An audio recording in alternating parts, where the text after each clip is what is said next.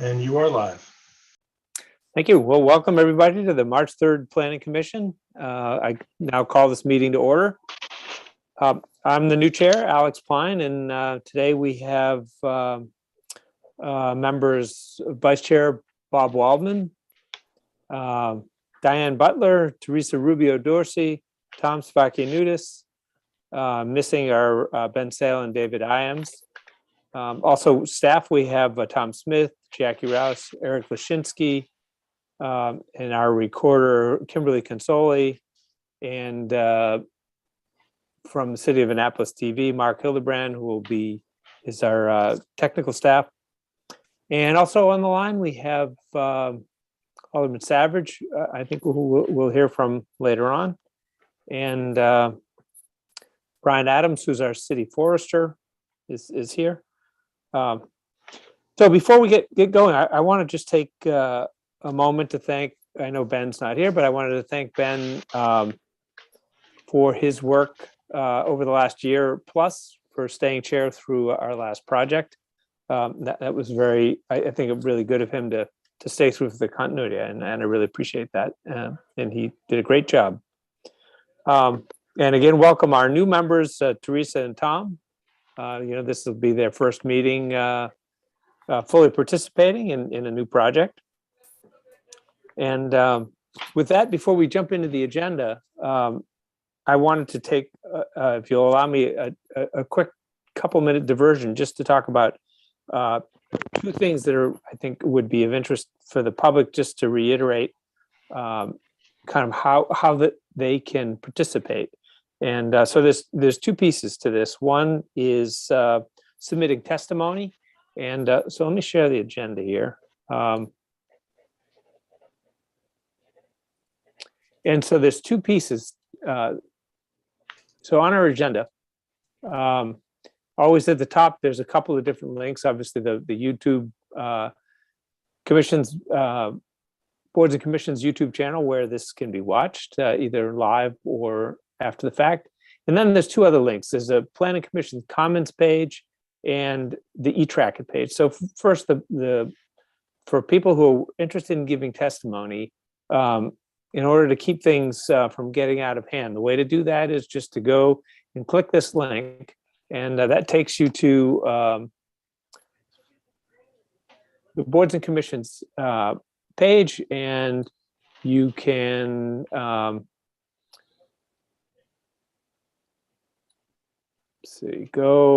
takes you to that web page. And if you want to give testimony, you can go there and fill the form out and indicate that you'd like to give live testimony here. But the most important thing after you fill this out is to do this, ideally do it the day before. If you do it in the morning, it just places a little burden on staff to get all that together, especially if we get a lot of comments. But if you do it at 4 o'clock or 5 o'clock in the afternoon, it probably won't get to us in time. So it's important to do that early. Otherwise, we have trouble getting the links to people and getting people set up based on this, the working remotely. So that's the first one. The second one is to just talk really briefly about the eTrack thing. And so what's important about that is if you, all of the materials that we're going to talk about here are available publicly. And, we direct people to eTrack it, but it can be, it's not the easiest system to use. And but it's important that I think that we give you an opportunity to see how that works. So here's the agenda. All you have to do is click the eTrack page, and that brings up the eTrack website. And let me share that.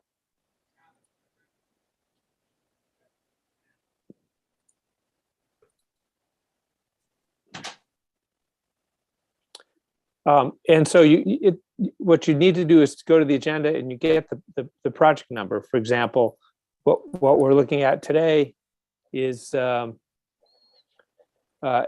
2020-006. And you just go into the project search, put in the project number, SDP 2020-006, and search. And that'll bring up the Bay Village project, which this is. And the most important thing here are all these attachments. These are all of the materials, and there's generally, for projects been around a while, there may be multiple iterations. Typically, they're first in, first out, so that the stuff at the top was really early on, the latest stuff is at the bottom. So anyway, all of these links go to generally large PDFs, so I would never recommend doing this on a phone. You should probably always be at a computer where you can look at large size files. Anyway, but all of this information is public. Everything that you'll see today is public. So I just wanted to be really explicit about how you can go and be able to get that information. So you can look at it in a larger format and not worry about just seeing it on the screen here. Okay, so that's my little 2-minute speech about how to get access to either speak to us or access to the materials. Okay, so now on to the agenda.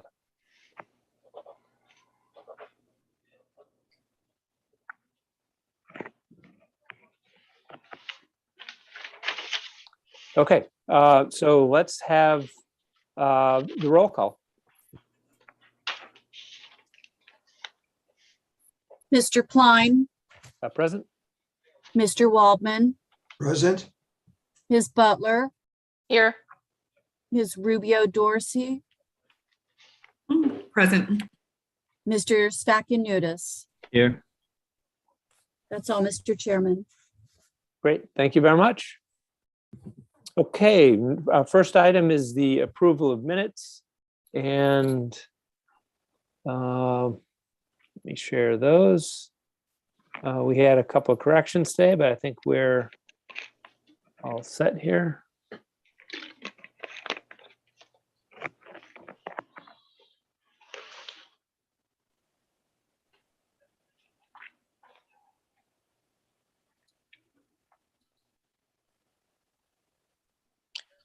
Okay, I'll just display these briefly. Everybody, I assume everybody's had a chance to look them over.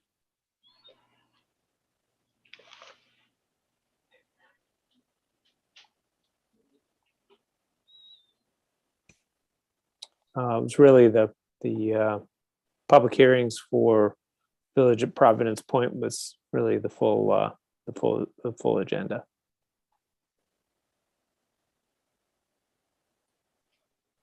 And there were multiple exhibits added to the record. Again, you can find all those in eTracket if you're so interested. And we didn't get to the Bay Village project, which we're doing tonight. So I would entertain a motion on these minutes. I'll So second. moved. And we have a second. All in favor? Aye. Aye. Aye. All righty. No dissents. Thank you.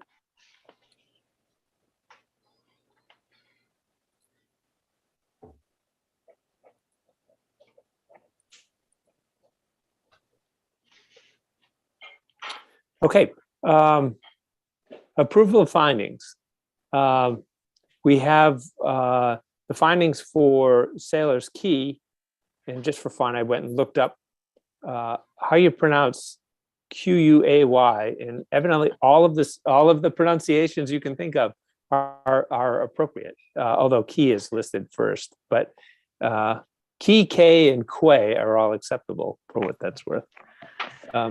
Anyway, let me bring those up.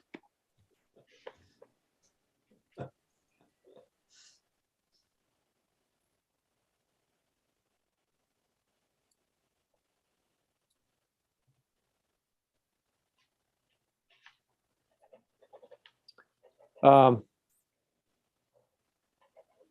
these are in e-tracket also, if anybody wants to look at those in more detail. I assume everybody's had a chance to review these, and it's pretty straightforward. So at this point, I would entertain a motion on these. Move to approve. I'll second. Any discussion, or further comments on this?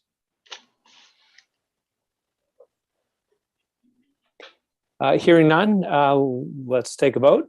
All in favor, aye, say aye. Aye. Aye. Any dissents? Any abstentions? I'll continue to abstain. I didn't comment in the last meeting. Okay, great. All righty, thank you very much. Now the second one, for PD 2019-001, the Village at Providence Point. I know we have been reviewing that, and I would offer a motion to not approve these tonight, because I think we're still working on that. That's the appropriate process. I know of no particular emergency reason why we have to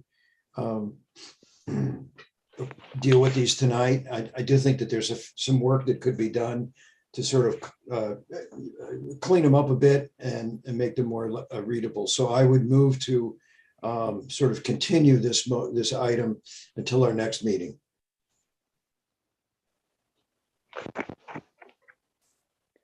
Have a second? I'll second it. Any discussion on this motion? All in favor of continuing it till the next meeting? Say aye. Aye. Aye. Any dissensions? Okay, great. So we'll table that and continue it next time. Okay, on to the main, one of the two main things for tonight is the for public hearings is STP 2020-006 Major Site Design Plan and Preliminary Subdivision Application by Gsx Solutions LLC, doing business as Gsx Ventures LLC, who's the developer, Brig LLC, QSDG Manufacturing LLC is the owner, for the development of an institution for the care of the aged known as Bay Village Suites, located at 960 Bay Village Drive. This is a public hearing that was continued from February, that was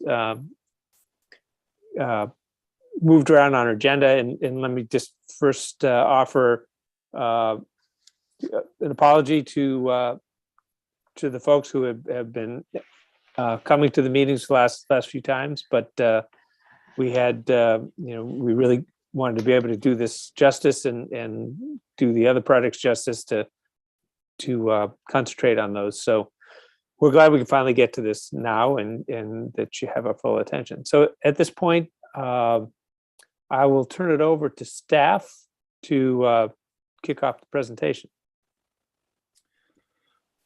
Thank you, Mr. Chairman and members of the commission. For the record, my name is Thomas Smith, Chief of Current Planning.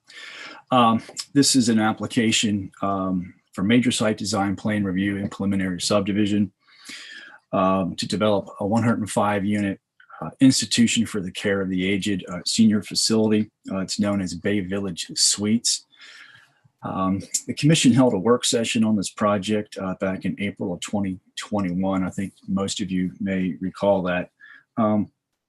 If I could ask of the applicant of Terry Schuman, would you do me a favor and pull up this site plan for the project, just so the commission has a graphic while we're speaking? I'm promoting to panelists now. Thank you, Mark. So Bay Village Suites is part of a development known as Bay Village. It's a village center that the planning department has been working on for, I don't know, seems like close to 25 years. It's located on Bay Ridge Road at the intersection with Edgewood Road. And this is the last developable piece of Bay Village Suites, Lot 1. And what is also located today on the site is Quantum Sales. So, thank you, Terry. There you go. So you can see there, that looks good, Terry. Thank you. In the upper left, the sort of shaded area, that's the proposed Bay Village Suites structure, which is known as Lot 1, Lot 1R of the larger village in and of itself. So 4 major points in this application. I'm not going to get overly detailed. Compared to the last couple of projects before the commission, this one is about as straightforward, I think, of a site design as you'll get. The first of those major points was we wanted to complete the village center. And after nearly 25 years of working on different concepts, we had originally approved a site design where Lot 1 had a small restaurant and an office building, and we really couldn't find tenants or users to develop that. So we were excited to finally see what's really sort of the sister facility to the existing institution for the care of the aged, Bay Village Assisted Living Facility, which is in the back portion of the parcel here. That's sort of the long building you see in the rear. Thank you, Terry. And also we asked of the applicant if they could take a look at the existing Quantum Sales building, which is there today beside the Starbucks. It's kind of been a thorn within our village that we've designed around all these years. And if perhaps we could find a more proper home for that in a maritime zone. It's kind of a large institutional butler building that really never fit in the overall village, but was never a part of the village originally. It was owned by someone else, and the applicant was able to acquire that parcel and incorporate it into the village. The third, and very importantly, up near Bay Ridge Road, is a very large 52-inch white oak tree. So as you can already see at this level, we really designed an entire building around a significant white oak tree, which is really in great health. Significant amount of time and energy with the city's arborist, the applicant's arborist. We even pulled in some well-known landscape architects that I believe the Planning Commission is familiar with. And the fourth and very important part of the village and the comprehensive plan is connecting Bay Village through a drive and pedestrian to the adjacent parcel next door, which is the county. The county has approved a grocery store here known as Lidl. So we've asked that there be an internal connection between the two. And the applicant has provided that. I believe in your exhibits, you've been given an easement agreement, which has been rather complicated between multiple attorneys and our Office of Law in that agreement to make the connection. We're very excited that that connection will happen and people will be able to get between parcels, driving or walking without having to go out to Bay Ridge Road. And with that, I'm going to turn it over to the applicant. Thank you, Terry, for posting those.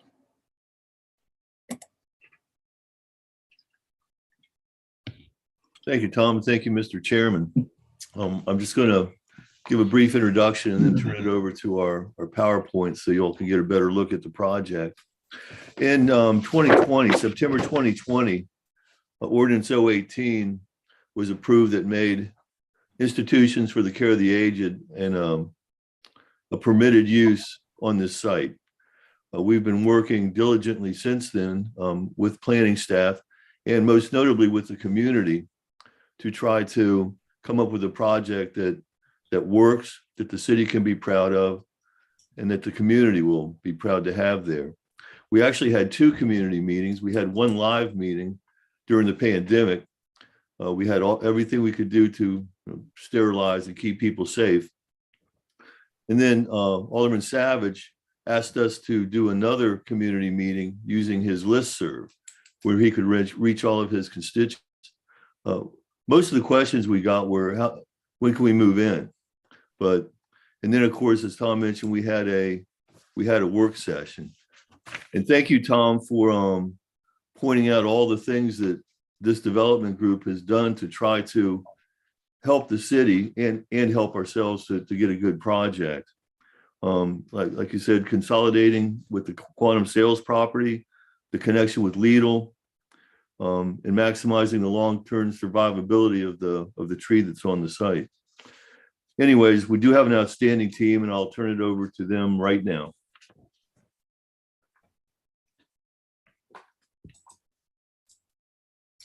Thanks. This is John Grant. I'm the president of Gsx Ventures, which is the development group that has been responsible for the development first of the Bay Village Assisted Living Facility, which hopefully all of you have visited right there off of Edgewood Road. Bay Village Assisted Living contains some 92 rooms and has memory care and a series of other services for seniors who are in need of assisted care. When we built that project, we knew that there were a couple of other things that we wanted to address for seniors in the Annapolis area. And the one major thing was the need that some seniors have before they have acute medical conditions that require assisted living, to find a place to live that they could have home health care. They could have meals made for them. They would have some housekeeping done for them, and they would have someone who'd monitor the conditions. To that end, we started looking at the ability to develop an independent living facility. And I guess the word independent living facility is a bit of a misnomer. The people who are in the facility are more dependent on the facility to provide them with certain services, which include meals, cleaning, coordination of healthcare, and a number of other things that make their lives more livable. For the children of the elderly who would bring their parents here, it's peace of mind. And most of these people are frail seniors. And to that end, they have someone watching over their parents 24/7, whether they're in Annapolis or out of the city of Annapolis. They have someone they can call up and find out how their parents are doing at any point in time. One of the things that was challenging was to be able to get this same project on the site and have a relationship between the assisted and the independent living. And working with planning, we've put together a project that's morphed into this final, I would say, much better final product. Originally, we were looking at a four-story building with parking below it. And in a number of community meetings that we had, and also talking with Councilman Savage and with Tom Smith, we decided that it was, in fact, actually Tom had the idea that we should approach Quantum Sales and ask them about purchasing their property. That actually solved some problems for the city, because Quantum Sales building, which is more or less a manufacturing facility, was sort of in the middle of this retail and residential village. And just consequentially, they were ready to sell their building and move to a more maritime location themselves. And so we made an agreement to purchase that building and fold the site into this site, which gave us quite a bit larger site and allowed us to reduce the height of the building to 3 stories, which is more in keeping with the neighborhood. And of course, the Gardens of Annapolis, which is across the street, it's a 3-story building, and quite a few of the other multifamily structures in this area are 3-story buildings, so that matched up in terms of height. One of the other key things that we looked at, and you can see it in the site plan here, is keeping that beautiful oak tree in the front and creating a space in a community of senior people for a senior tree. And I think the tree is somewhat of an homage to the fact that the resiliency and tenacity and strength of our seniors and in the community. So that was another thought.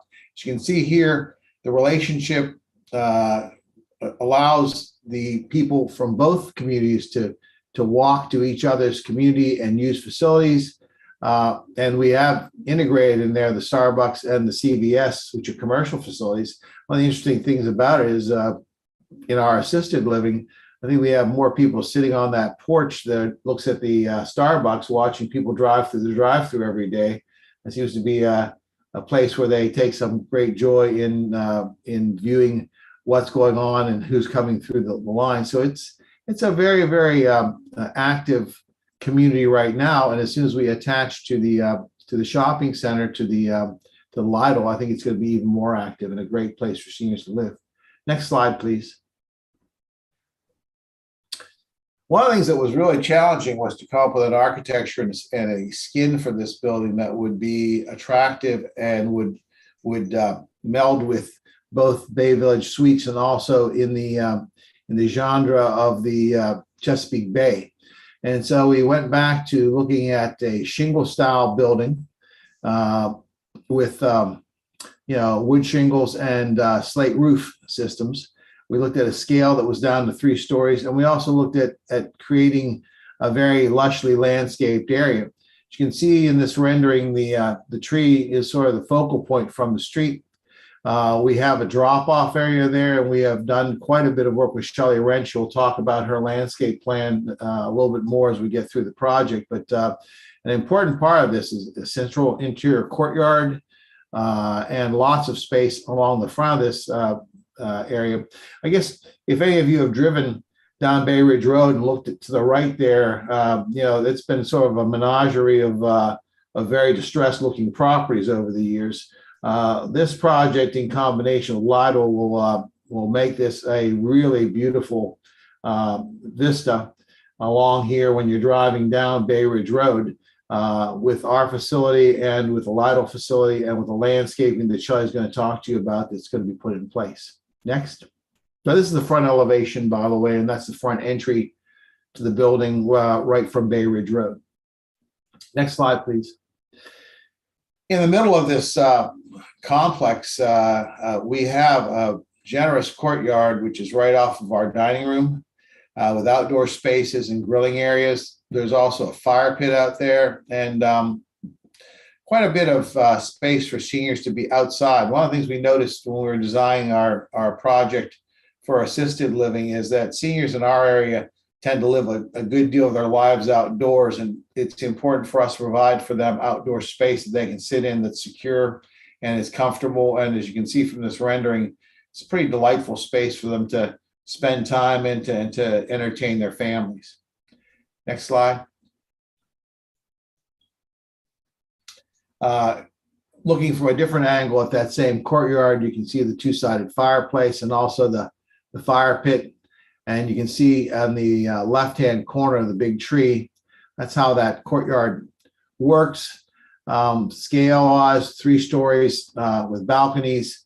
And again, really quite a bit of open public space here. And Shelley can talk about how she's managed to use her talents as a landscape architect to make this even more striking. Next. One of the more important things that we discussed and we worked on quite a bit with Tom Smith was the ability to put a second major entrance on our building. On the rear Bay Village Road entrance, which is the major access through to Lidl. This was a dream that actually started when this project began, which was back when I think John Harrison was in as planning director, and has carried over to today, trying to link both these developments together so that we could have the ability to circulate between the shopping center and the senior community and the other retailers here seamlessly, and that we could create a good pedestrian path for both of them. You can see the rear entrance there, and you can see on the left-hand side there, that's the porch from Bay Village Assisted Living that I was telling you about. Right opposite that is the Starbucks drive-through. Next shot. And that's a shot showing you the scale of the Starbucks itself, contextual study, showing you how the Starbucks scope and scale and the outdoor spaces there mix with our porch and with our new building. And I'll show you, this rendering actually has been updated, and as we go through the contextual shots later on, I'll show you the latest rendition of it, which makes the front entry a lot grander. I mean, the rear entry, main entry of the building a lot grander, and creates a bivalent sort of entry system, one entry on the rear of the building and one entry at the front. On this entry, there's also access for the parking. Under the building, we have about 80 parking spaces, 90 parking spaces, and we have enough parking spaces for everyone who lives here, as well as those people who work here. Next. Gsx is kind of an interesting company. I'm very proud to say that one of the things we are very involved with is community interface. And we have worked on this project probably for 2 years with the community. When we did Bay Village assisted living, I think we worked for another year with the community and talked about what things they liked and didn't like about the project, what things we could do to make it better. And we found by meeting with the community, we improved the project. And the community gave us a lot of insight into what their needs were and also what things they didn't like. So it helped us sculpt the project into something that we were in agreement at. And I believe to a certain extent, we can thank the community for essentially working with us. I think there were some 6 sessions that we had with community leaders, as well as the community sessions on Zoom calls, et cetera. And also quite a bit of interaction with Councilman Savage, who actually sat in on quite a few of our meetings to help direct some of the conversations back and forth. The result of this, I think, has been a project that's a product of everyone working together, and everyone has seemed to find some happiness with what we've ended up with. I'd say we've come to consensus on the design, on the height, and we also have talked a good bit about things like transportation. This project will have a bus and a limo to take seniors to their medical meetings and appointments. And it's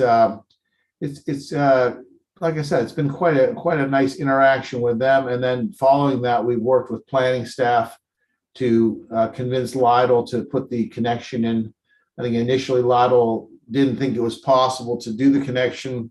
And actually Terry Schumann and I actually designed the connection for them and showed them that it was possible and feasible, and then they embraced it. So we are on the path to getting this whole thing completed and move forward. Next. So in discussing this building, we'd like to take you through the floor plans a little bit and show you how the building's composed, just to give you an idea of what the experience would be like. If you start up at the upper right-hand corner, the major entry from the upper floor is up at that front area there where there's a porte cochere or covered entry. The big tree is off to the left.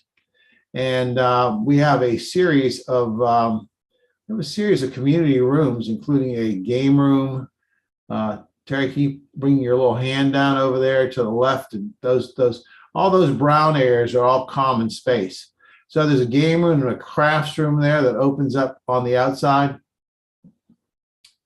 There is a little parlor bar and grow room we call the bistro. There are meeting spaces. There's a fitness center. There's a small theater. And there's a very large dining room. Of course, that dining room opens out into that courtyard, which as I told you, Shelley has done some super work with, and has made that into sort of a showpiece so that people can either eat indoors or outdoors. And the remainder of the floor is rooms and basically apartments. Unlike assisted living, where people essentially reside in a suite that has no kitchen, residents here actually do have a full kitchen and have a full apartment that they can live in, because these people's cases and their health is not chronic. They live a fairly normal life with home health care and with some support in terms of meals and cleaning from our staff. But as a result of that, they require a little bit larger living space, and it makes it a lot nicer for them to lead their own lives and to actually get involved. We have a full social program here, so that every day they have some social programming of trips and events and shopping and things like that, so that that's part of what we do. As you can see on the lower level, the lower towards the middle is that is where the entrance is to the garage below the property. We've removed all parking spaces from the surface. Same thing we did at Bay Village Assisted Living, to allow for maximum green space and to get the cars out of the way so we could have nice pedestrian connections all the way around the building. Next slide. This is the parking garage below the building, complete with its complement of handicapped and handicapped accessible spaces, mechanical rooms. And if you can see down at the lower right-hand corner in yellow, there's a very large area down there, which is a reception area and an entry on the lower level that connects to an elevator that goes up to the main level. That elevator goes to all floors. So when you park your car, you can go directly to your floor there, or you can go back to the main elevators. There's 3 actual elevators. There's an elevator to your left. You see the yellow elevator to your left. There is one in the middle where the entry is, and there is one at the back, which is the one at the front entry. So the building is linked by 3 separate elevators, and it gives you a lot of accessibility. If you also notice, there's a large outdoor porch and sitting area right off that lower entry, and we intend to have tables and chairs out there and have that area designated as an additional outdoor space, sort of a space along the walkway between Lytle and the community, so that people can sit out and meet people as they travel between Lytle Shopping Center and the CVS or the Starbucks. And it puts our seniors right in the path of conversations and interaction, which is what we wanted to do. Next, Terry.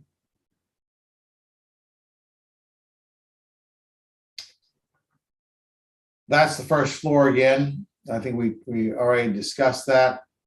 So if we go up to the next floor, Terry, the typical floor plan. Typical floor plan is all laid out as rooms.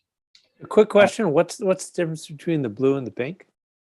The blue are 1 bedrooms and the pink are 2 bedrooms.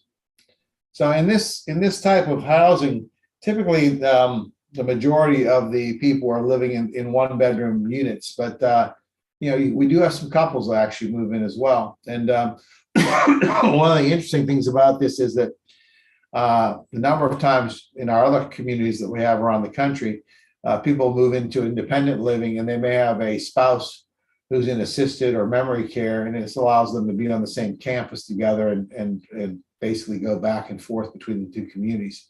And the people in this community actually have the same rights, since our operating companies operate both of the facilities, to be able to go over to the assisted living for dinner or a theater event or an activity, or people from the assisted living can come over here. We have talked with community about making available 50 dinner passes for people from the community who want to dine at this facility, so that they would be able to buy a dinner pass. And since we have a lot of other seniors out there who may want to be participants in a meal plan, some of us who are seniors aren't that great at cooking, and we're making that available to the community on a first come, first served basis for seniors. Next shot, Terry. This shows the balcony areas and the overhangs of the roof in the building. Next. As you can see, there are a total of 106 units. The floor area, including the ground floor, which is the parking garage, is 141,000 square feet. It's a very substantial project. And you can see that the number of 2 bedrooms units we have is 10. I'm sorry, let me do this, 1-bedroom units. Yes, let me see. 10, yes. So the 2-bedroom units are 10 and 13, 20. So it's 23 2-bedroom units, and the remainder are 1-bedroom units. And we have a variety of different size units here. And we also included ADA units in both the accessible units in both the 2-bedroom and 1-bedroom styles. And of course, all these units are convertible to ADA in the future. And we have roll-in showers in all of these units as well. The plans right now are to build this out of concrete and to make it a completely incombustible building. Next.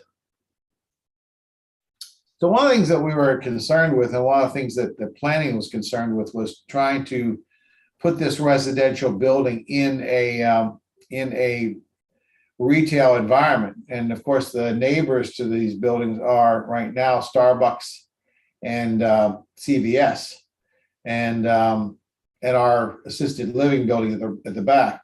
Assisted living building at the back is sort of a mammoth building. It has a very large roof line, and it's very sort of gracious. And that allowed us to scale this at 3 stories, where the assisted living is at 2 stories. But it also seems to fit very, very well with our other neighbors, which are retail tenants and actually have compatible uses. Next, Terry. So one of the compatible uses, and one of the buildings that we modeled off of in terms of height again, was the Gardens of Annapolis, which is a 3-story building with a pitched roof. Our building does not extend any higher than the pitched roof of the Gardens of Annapolis. So that's basically a similar facility, which is right across the street, right across Bay Ridge Road from us. And that also provides senior housing. This gives you an idea of how all the buildings stack up side by side. So you're seeing the front corner of the drive-through on the left-hand side there of the CVS. You're looking at, in the foreground, the Starbucks, and the outdoor space to the drive-through the Starbucks. Can you put your hand over there, Terry? Okay. And now you're seeing the side elevation of our building. These are all in scale, so that you're seeing all of them parallax against each other. And we believe that this is just a lot better connection between all these buildings than you would have if you had the Spectrum Sales metal building there. It really does tend to clean up the street edge, and we are replanting, and I think Bay Village itself, that Brig is replanting a number of trees along the street to create a much nicer streetscape. But I think Shelley Wrench can discuss that when she talks. Next shot. This is the rear elevation again, with the Starbucks in it, and with the higher porch area there that we put in, and centralized garage entry. And of course, the porch across from there with the assisted living. So you can see how the top of the assisted living sort of merges in with the height of this building, even the 4 stories in the rear. Next. The front of the building, Shelley can discuss it, but we're talking about shingles, stone, and slate tone roofing. And of course, a number of fireplaces that would have chimneys coming up through to give it a real residential character. We believe that this will be a very, very comfortable building, fitting in the vocabulary, the architectural vocabulary of the city of Annapolis, with that shingle style, slate tone roof, and also the stone. And Shelley again will discuss a little more about this green space. This is looking from the other side. You're looking back into that courtyard where the fire pit was in the back there. One of the things we did with the scale of the building is, by putting that courtyard in the middle and leaving the tree in the middle, we've actually broken it into 2 smaller buildings, so that when you drive by, it won't seem like one long elevation of a building, but you'll have a building A and a building B, and they'll be separated by that huge tree, and the courtyard that goes back, recesses back there, gives you a lot of relief to that relentless sort of wall of building if you had to think it's one long building wall. Next. This is really one of the nicest elevations of the rear. This is the rear entry to the building, which is the major entry from Bay Village Drive. And you can see we have a 2-story space there where the entry doors are, and we created that nice porch area on the sidewalk right through there, sort of an arcade. So we'll have that with outdoor furniture and a place for seniors to sit out there covered in the rain and also protected from the sun.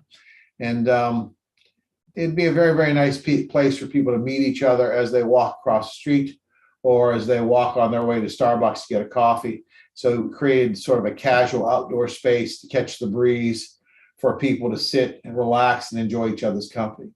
So I think overall, one of the goals we had was to create this community that is interactive, that their kids can come and people can have nice interactions and people can feel like they're actively participating in a community. And that's pretty much, I think, what we've gotten now. We've gotten the feel that this is something that's like Bay Village Assisted Living, fits the community of Annapolis and really was designed for Annapolitans. Next.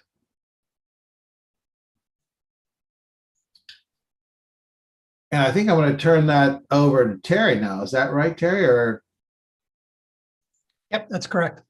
all right. So without further ado, I'm going to turn it over to our civil engineer, Terry Schuman, and have him explain to you all the nuts and bolts of designing the site and stormwater management and how we came up with the final calculations that make this all work. So Terry.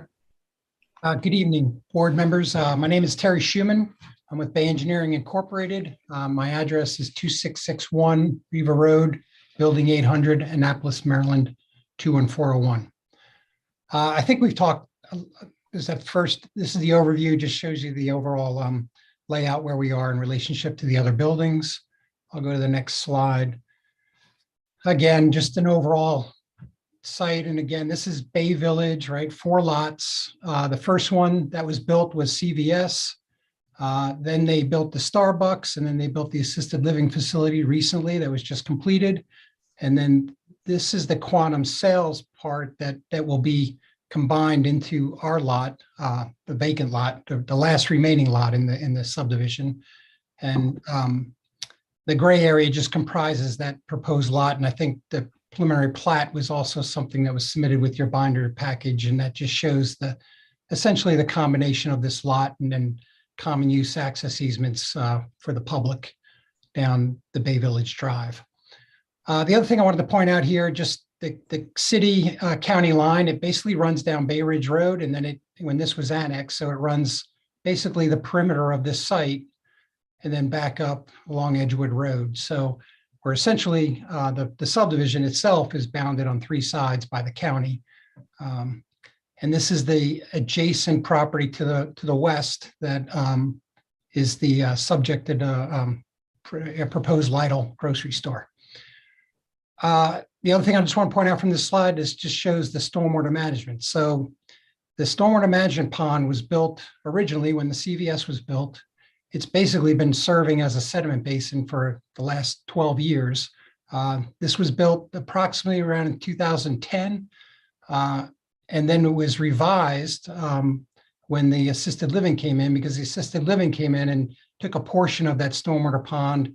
We did some vaults underneath the assisted living to make up for the volume. So that was in 2016. So it was modified in 2016. And just recently, this pond was converted to a permanent pond. So they mucked all the sediment out, and they fixed it up, cleaned it up, planted it, completed the trail around the pond. And this is now a quality pond for the subdivision, as well as contributing area that comes from the west and ultimately the Lidl and other properties above it. So where this basically essentially 8 acres of drainage comes to this pond.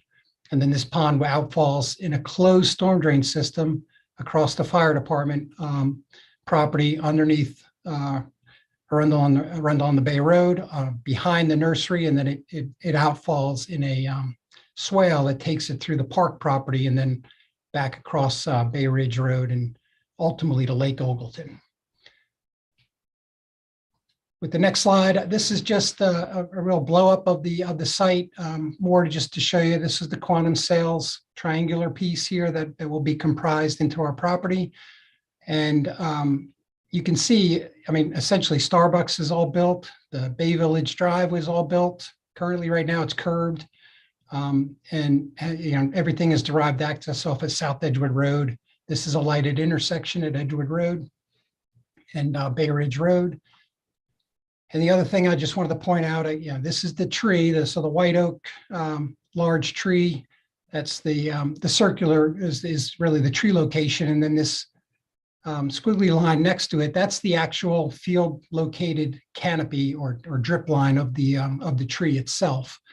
And Shelley will get into this a little bit more. The other thing I wanted to point out, there was a trailer on the site when for marketing of the Lot 4 assisted living facility, and a parking lot was paved out there. Parking lot does exist right now, but the sales trailer has been removed since then. On the next slide, this is just, again, you've seen this when we were talking with Tom before, but this is dropping the site in, and you can see the massing of this site in relationship to the other properties in the subdivision. And then I just pointed this out just so you all could see the Lidl, and as indicated before, it was an important piece when we were going through the city process to get to this point to have these public hearings. Was very important that this hall was set up as essentially the main street of the subdivision. All the access points for all these buildings were all going to be faced toward this Bay Village Drive.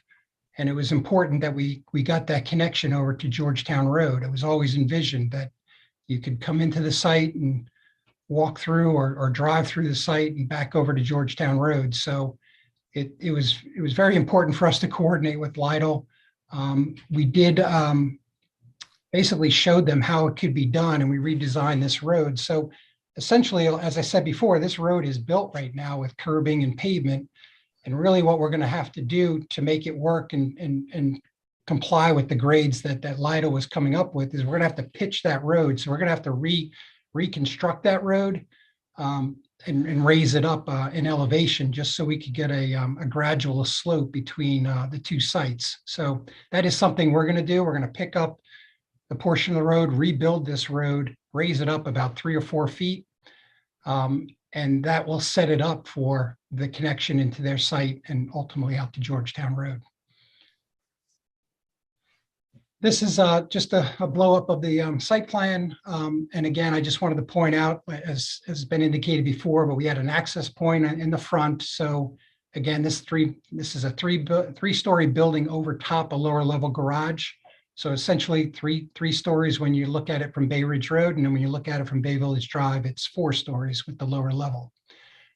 We will have access to the first floor from the upper area. So we have about an 11-foot elevation difference from this side of the building to the lower part.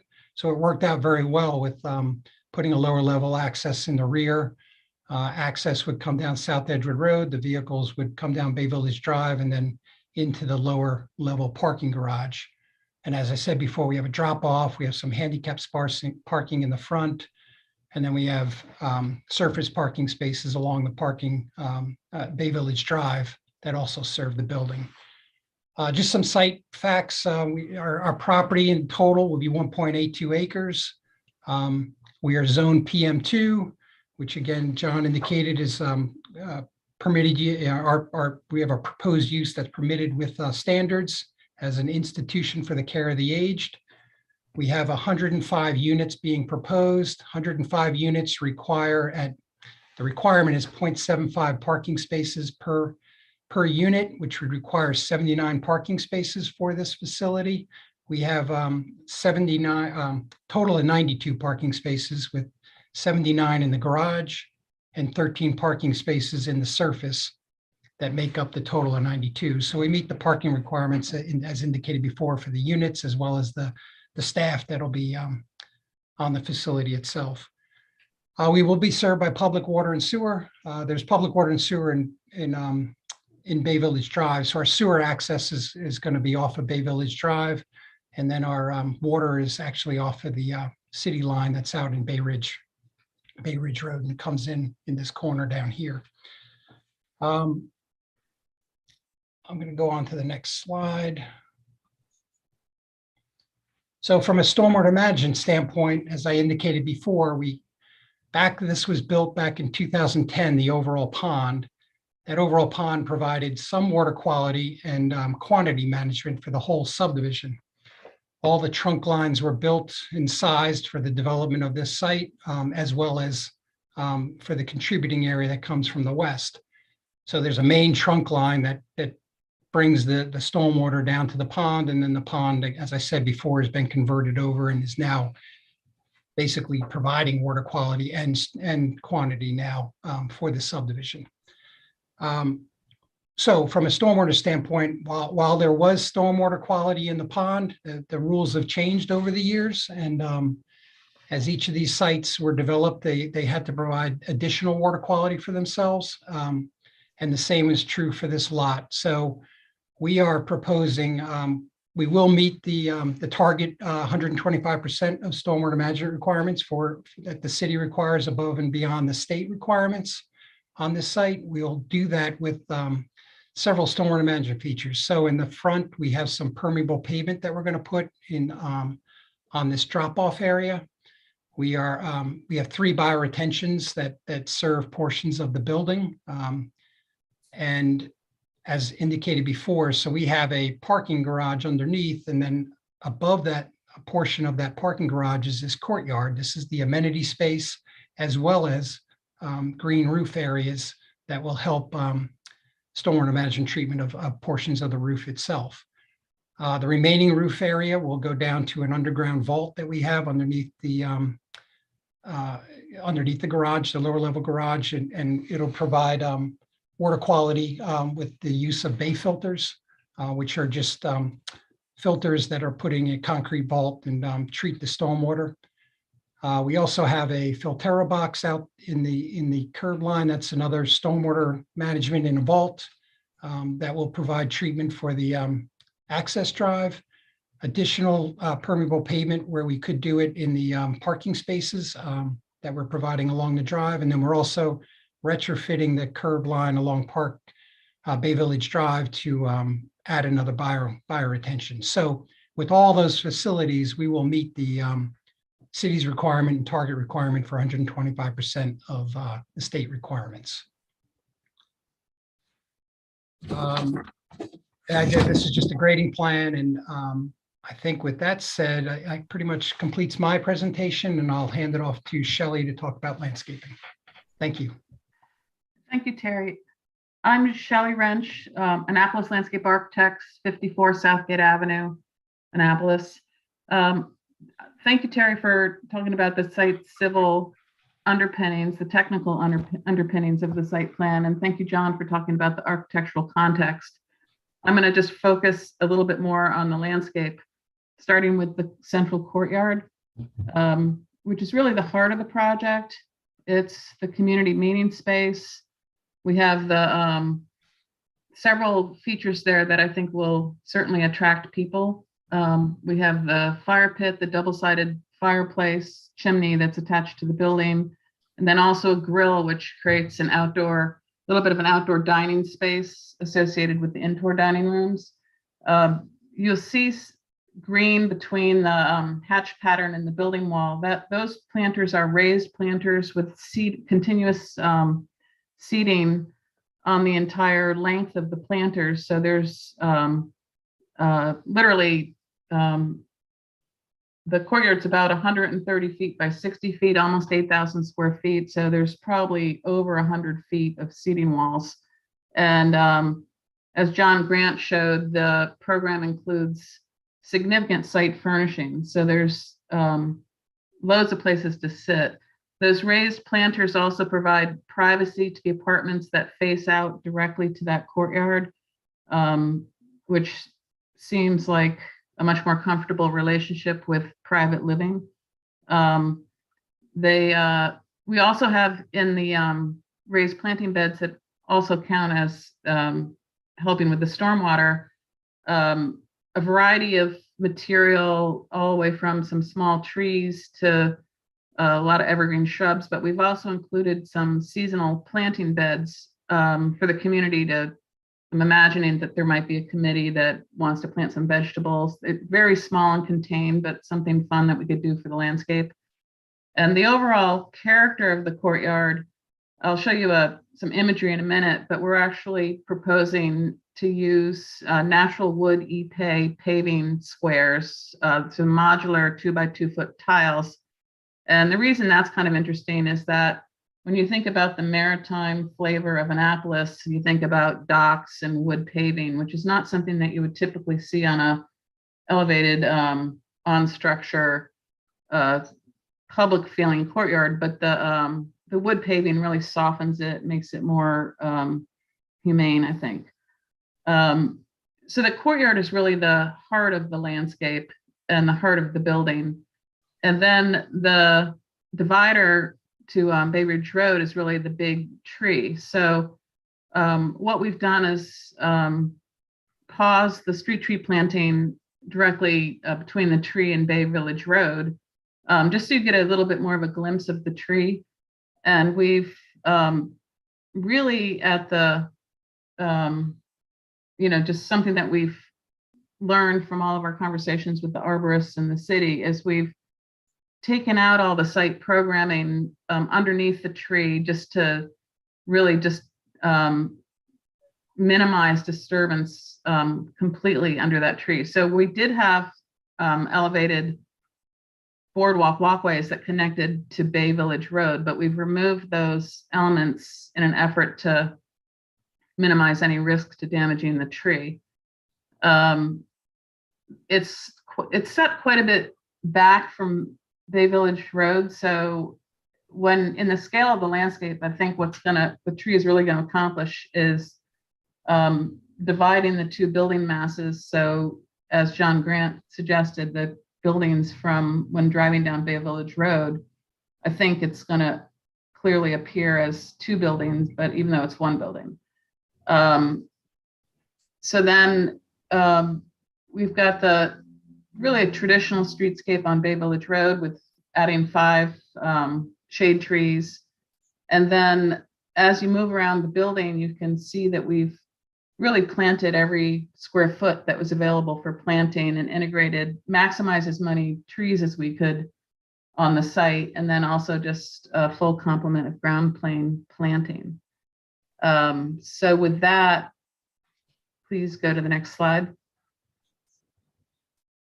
So the next slide is some imagery of what I was talking about with the wood paving that would be in the courtyard. So you get a nice texture, it's natural wood. The upper left-hand image shows what it looks like next to a seating wall. And really it will visually break the space down into the different zones of that large courtyard. And hopefully remind people they're in Annapolis. And then the next slide. So this is just showing the planting plan, that how we've maximized planting all the way around the building. We have American hornbeams on the Lytle side, red maples on the Bay Village Drive, the lower level, continuing the street tree planting on that road connecting over to Lidl. And then on the Starbucks side, we've got, there are willow oaks along there now, and we'll be infilling with more evergreen cryptomeria and some different trees on the building side. The stormwater basins are planted with native iris and a variety of other native plants, switchgrass and black huckleberry. Essentially, really what I'm saying is that the entire site will feel very garden-esque and fully planted in a dense way, which helps helps minimize maintenance and basically would just give the building a very lush look at the start. And then the last slide, before we turn it back over to the commission, is the arborist tree protection slide. But the main message I wanted to share here is the area you see in blue is the extent of the critical root zone that was field located that is impacted by this construction. And based on the field located critical root zone and the CAD generated mapping, we've impacted 9% of that critical root zone. We've eliminated all planting and all construction underneath that tree. So really, we've done everything possible to protect that tree. And I think that's the last slide in the set. So Terry, I don't know if you might want to move back to one of the more general context slides, and then I'll turn it back over to the next speaker for any questions or any more testimony.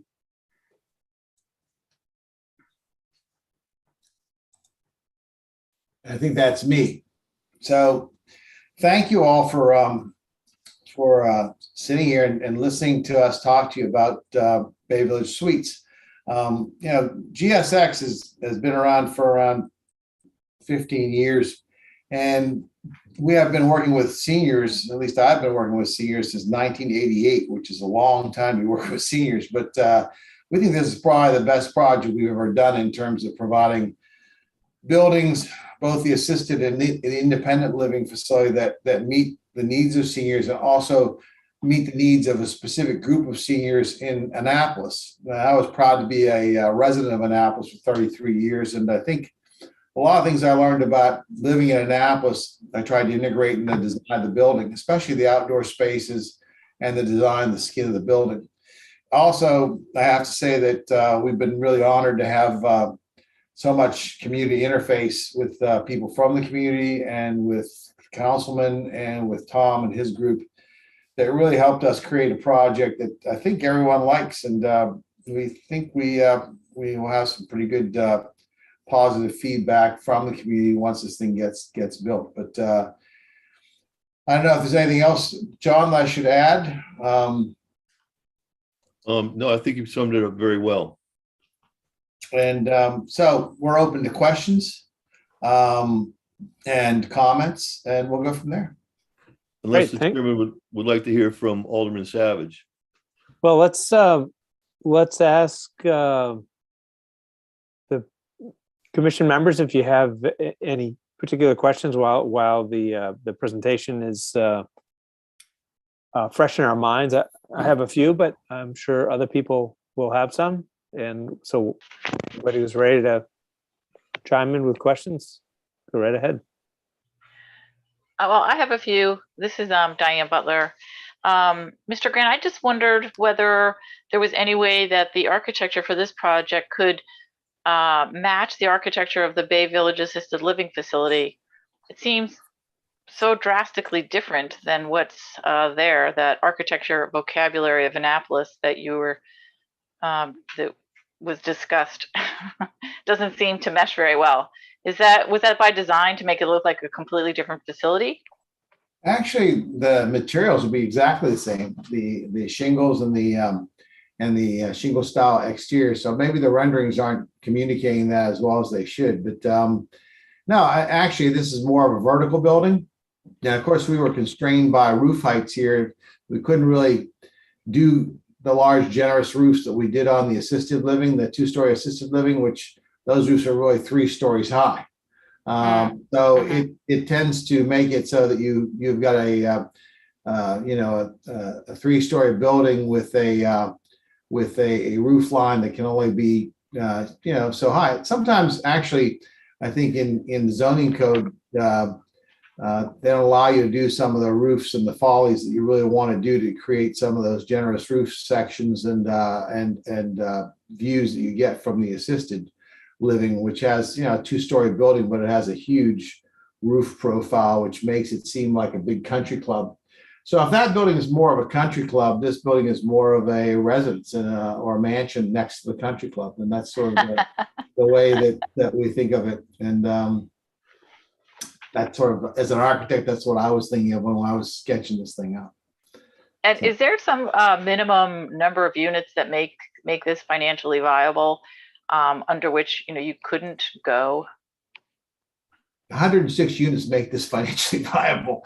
That's what I'm asking. So like if you tried to do, make it look. The acquisition of the second lot, which this is probably one of the most expensive land acquisitions, I think, in the city of Annapolis, were the two sites that we picked up. So that made it pretty much impossible to do anything less than maximize the amount of units that we got in there. So we're pretty much at that point right now. There's no way we can cut this back any. This is pretty much you're at the edge of. Of course, what the other thing is with inflation now, it's even more troubling because you've got prices rising and you're trying to keep these things affordable. So. And a follow-up question, well, not related, but the Planning Commission just reviewed a continuing care retirement facility with 350 units and learned through that process that our city's moderately priced dwelling unit law exempts CCRCs from having to be available, because apparently these units aren't exactly dwellings in some way under our law, which I don't quite get. But have you thought about perhaps providing one or two MPDUs just as a benefit to the community, even though legally you're not required to? Well, I think what we did was we thought that what we would do is provide the dinner program as the benefit to the community, and also some transportation benefits to the community.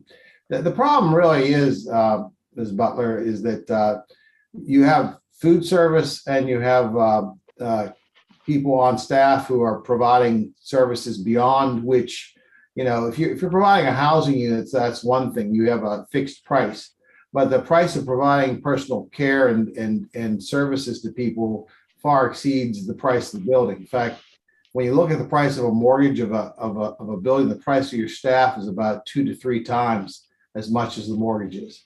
And that's why you can't really do it with anything that's an institution care of the agent.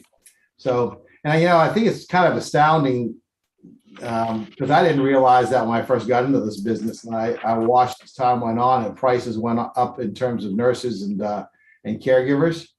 But boy, right now, it's really expensive to have people take care of seniors, and it's probably rightfully so. I mean, we actually pay our people better than almost anyone in the marketplace because we feel that the more you pay your residents, the better care they give the residents. I mean, the more you pay your people, your staff, the better care they give the residents. And I think it follows that it's important to pay people decently to get that care, but it also reflects in the fact that it's really hard for you to give you any type of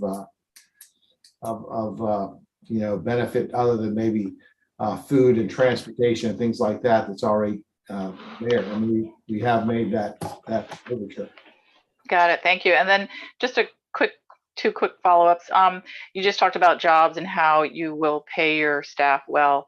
Has there been any discussion with any of the surrounding neighborhoods about hiring city residents to not only be part of the construction process, but provide jobs when those jobs become available to serve the residents?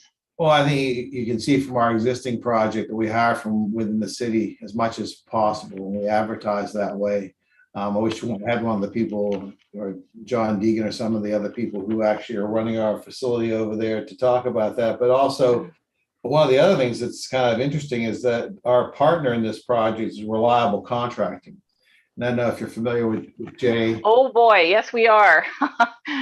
Okay. Not so great. Okay, well, they have a pretty good record of hiring locals. They are a local company, and providing that type of hiring program, MB, and all those types of programs, so that there'll be minorities involved. And we also have something in there for women, WB as well. Yep. in the construction part of the thing. But, I mean, insofar as it goes, we try and keep this as much in the community as possible. And if you have any people that you want to lead us to help us with that in terms of hiring and things like that, we're more than happy to discuss it with them. Great. That's very much appreciated. Thank you so much. That's all I have for right now. I have a couple questions for Terry Schumann and Shelley Wrench, but I'll let my fellow planning commissioners take a shot at it. Thanks so much. Thank you. Okay, anybody next? Oh, come on. Waldman's always got a whole bunch of stuff. I actually have comments and questions in 6 areas. So let's just start off. The back side of this building is in some senses also the front side of the building. And I'm very concerned about, let's focus in on the pedestrian connections along that back street, whatever it's called. Let's see if we can focus in and really look at where people cross. Bay Village Drive. Bay Village Drive, okay. Right. Right there. Where people cross and how they can safely cross, what the sidewalks are like on both the south and the east sides of the building, and how they get across to the Starbucks. So who can talk about that? I think actually Terry could talk about that as well as Shelley. Because they did the sidewalks. We have a continuous sidewalk over to Lidle. Of course, we're only building our portion up to the end of our property line because they can't build on their property. Terry, you want to show where that end is and where the sidewalks are back there? Yeah, I mean, I was just, you can hear me, right? I'll just show this screen, but I mean, the idea is that Starbucks has a sidewalk that goes across their site. We would connect into that. And this is where we put the porch and a sidewalk in front that'll connect this up. And then we're providing a continuous sidewalk up and then up to the Lidle eventually. What are the sidewalk widths there? 5 feet. And is it right on the curb or is it separated from the curb? This is right on the curb. This is on the curb. It's on the curb. How wide is Bay Village Drive, say, at the crosswalk in the lower right-hand corner there? Yes. Bay Village How Drive wide is the is street? 24 feet wide 24 feet wide? for a two-way. That's the minimum two-way for a city. And it's carrying traffic from the road between Starbucks and CVS, right? Correct. To our right, off this diagram? Correct. Sure. Okay, 24 feet. Probably, How many feet were is Skipper's Lane in Providence Point due to be? I mean, my recollection on Skipper's Lane is they were doing, well, I think that's been a subject of maybe some more conversation, right? But I think the initial design that Providence Point had proposed was 2 12-foot lanes and then 2 5-foot bike lanes. So. Okay, so let's take a look, go back to where you were, where we focused in on the street or wherever you want to be, but that'll help us to look at this. This is a nice color document, so. Well, yeah, landscape architects are usually more colorful than engineers, but be that as it may. I really want to look, I'm very skeptical of a couple of things. First of all, I'm very skeptical that this road needs that kind of width, and that I'm skeptical or that this kind of width may create speeds that we don't want, especially when it bisects 2 senior communities. And thirdly, I'm tantalized by the prospects of if it were shrunk, we would be able to separate the sidewalks from the curb, and make that a much better sidewalk, especially for a senior community, it's very tight back there with a 4-story building and a roadway, and then across the street, parked cars and another big building. So Well, actually, across the street is green space. Our building ends. oh, at that entranceway, that Yeah. curved entranceway? Okay. Well, good. actually, our original building ends probably at that first parking space to the right. There's a big green space in the corner. Almost everything across the face of our building faces the. We gave an environmental easement to the city, and everything down here is all green space. So Okay, basically, we'll get to that in a minute. I want to, Yeah. I want to stick by the street width here. Mhm. Mr. Schumann's correct in that there's some discussion about the width of the lane widths over on Skipper's Lane. I'm hopeful that the minimized widths are going to be successful. And I'm really seriously concerned about this one here, because it just seems like an unnecessary expansive street, which could be used for safer pedestrian access and possibly even a bike lane if that's, if that could be designed in, especially on the north side where there's not parked cars. So I'm going to ask staff and the applicant to deliberate over that over the next couple of weeks to see if we can't come up with something. As we move to the right side of the building, to the east side of the building, what's going on over there? The east side over here. Yeah, on the other side. yeah, facing the Starbucks. What constraints are there and what's going on? Because Well, I can't tell from the stuff that you supplied enough detail. Yeah, I mean, there's an existing sidewalk currently right now that connects Well, up. maybe with- can you give me the landscape architects? But there's no pedestrian access between those. Yeah, that's the driveway there. You actually cross and you go you basically have the sidewalk that goes up the entry by the Edgewood Lane connection. And then you get There's on the no, in other sidewalk words, in front. as Mr. Pline points out, there is no sidewalk along the side facing Starbucks. Yeah, there wouldn't be any No, there's a sidewalk right here. No, Yeah. I know, I understand that, but is there a sidewalk that goes north from there? No. Well, there is when you Not cross. that one, over on your property. No, there's nothing in between here. Okay, that's the answer to that. Yeah. So that's just that's a vegetated strip. Right. Right. Okay. I'm even continuing on with my focus on that Bay Village Drive. I wonder if there's a need for a small pedestrian island there in the crosswalk as a safe spot if things get hairy for somebody who's slow in crossing. I'm concerned about not necessarily handicapped access, but you know what I mean, senior problems. So I'm going to ask you guys and staff to take a close look at this corner there in the next 2 weeks to try to minimize the width of the street, maximize pedestrian safety, both in the crossing of the street and in the sidewalk on the north side, because putting a grass strip between the curb and the sidewalk is very advantageous. Okay, that's my first. And if I could just my chime in first here real suggestion. quick here, Bob, Yes, sir. just as a cheat sheet for you guys, 10-foot lane widths for something that's essentially a very slow street speed. Yes, and very Slow short, speed very street. slow, and not likely to see much traffic, and That's what we're looking for.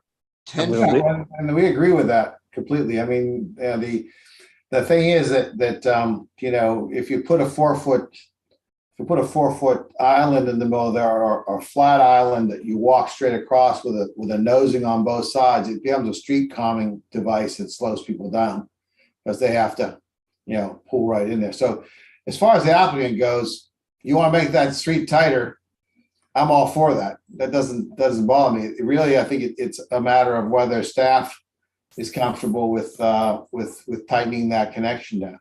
Okay, fine. Well, you've got 2 weeks to find that out. Find out right now from Tom. No, I don't want to do it now. We've got other things, the public hearing, the kind of thing you guys can do in the background, if that's okay. Is that okay, Mr. Smith? Or do you want Yes, to deal Mr. with it Wallman, now? but to add just very quickly, Bay Village Drive is a private road versus what you've been talking about at Providence Point is a public road. So I think it's much easier to adjust pavement widths here. Great, Even better. Yes. great, good news. All right, next subject. Outdoor recreation. Since I just learned that down in the lower left-hand corner, that is owned by, properties owned by the applicant, and there's some sort of conservation easement on it. I'm wondering if it's possible to do recreation there, because on the site that we're being shown tonight, there's no outdoor recreation potential whatsoever. So I'm wondering if down in the middle half portion of this. Well, yes, stay there. I'm wondering if that isn't possible as, you know, I don't know what's there. Once again, I think that the potential for outdoor recreation, very, somewhere between active and passive. Senior. A bocce court, a putting green. I don't know. I'm trying to think of the things. You guys are in the business of seniors more than I am, but what are the kinds of things that really are nice? Because that's a great potential. That's a great selling point. That is, if you can develop that very cheaply and turn it into something really nice, that's a huge selling point. So I would like to ask staff and the applicant to take a look at what can be done with that green space, conserved area for semi-active outdoor recreation. And it could then count as green space. All right, next topic of conversation. Can I just add, sorry, Mr. Waldman, I just want to point out that there is a forest easement recorded, and we're going to be limited to what we can do there. I mean, that's a deeded conservation easement. And okay, okay. Yeah, I don't think it's incumbent upon us now to look at those details. I'm asking you guys to look at it. Okay. This is something you really need to look at. It may be that you clear out some areas underneath trees and leave them there. You may find a space where the trees are simply not important, important to the, and I mean, you can have a canopy of trees over a bocce court. You follow me? I just was pointing out you have a very qualified landscape architect on your team. Yes. You can come up with something here that's going to work, and it's not going to be very expensive. So I'm going to ask you to do that. Is that fair for me to ask you to do that in the next 2 weeks, Terry? Yes, no, absolutely. I was just pointing out the easement, that's all. Great. Okay. I'm sure you'll tell me all the problems. Can we move to the Bay Ridge side of the site and talk about the sidewalk and trees over there? So there are 1, 2, 3, 5 plane trees that are proposed. London plane trees, yes. Look Okay. like sycamores, just a little bit more street worthy. Okay, and those trees are very close to sidewalks, is that right? They're close-ish, yeah. Maybe 5 feet off the sidewalk. 5 feet away from the edge of the sidewalk? Well, I don't have a scale on the technical plan, but we try to center them as best as we can in the space that we have. But in front of the drop off, there's quite a big verge between the sidewalk and Bay Village Road, in the island, the drop off island. So there's quite a bit of soil if you're wondering about that for the trees there. And then on the other 3 to the west are on the building side of the sidewalk. So they're on the extended soil side. So they'll do fine in that condition. I'm concerned. Okay, as you can guess, I'm very concerned about the volume of decent soil that's available to them. I'm also concerned about what effect their roots will have on the sidewalks in the future. And I'm looking at the sidewalks, and once again, man, sidewalks that run up to the curb, especially on a busy street, are really hairy to deal with. And I'm wondering if there isn't some way to bring them in closer in from the curb. Yeah, we tree. actually had that designed that way and we changed it at the request of city staff to protect more of the root zone of the oak tree, the big oak tree. Is there some way to put up some sort of a barrier between the sidewalk and Bay Ridge Road there? I mean, some sort of a system of bollards or shields or something, because man, the Decorative fencing. or it's something to very keep it from unsafe. falling in the street. It's very unsafe. There's a lot of traffic and it goes fast. So once again, I'm going to ask if it be, I'm going to ask and urge you strongly in the next 2 weeks, figure out some way to fortify that sidewalk on the Bay Ridge side and all the sidewalks on the Bay Ridge side. And I'm concerned about, once again, and secondly, I'm concerned about the root systems of those plane trees. And whether, I don't know if silva cells are appropriate here. You know, they're usually used under pavement, if I'm not mistaken. But maybe you can report back to us, Ms. Wrench, about what you can do to make sure, to ensure that they're going to grow to be big and tall and be protected. It may be pavements on the drop-off zone. I don't know. I don't know what you can think of doing here to ensure that these things, permeable pavements on the sidewalk. I don't know. I want you, maybe you can come up with some ideas. That's What about the third. what about the power lines also? Are there power lines? Mhm. Are there power lines? Mhm. There are? Yep. Why are there plane trees be going there then? Okay, So it looks to me like we need to add that to our list of questions that we're looking for answers on. Are there power lines above that sidewalk? And how, and if so, then what do we do? Okay. Yep. Okay, can I move on then? Let's go to the backside again and let's talk about the road again. What happens to the east, way to the east, off your sketches here, off your property, to the east, to the east, to the east? Yeah, what happens to the east? There's a fire department there. I Oh, mean, is there any possibility? I'm just ask Mr. Smith, is there any possibility of, well, you've got the pond there now, but in an ideal world, is there any possibility of extending that road to the east to actually work in some way as a true traffic alleviator?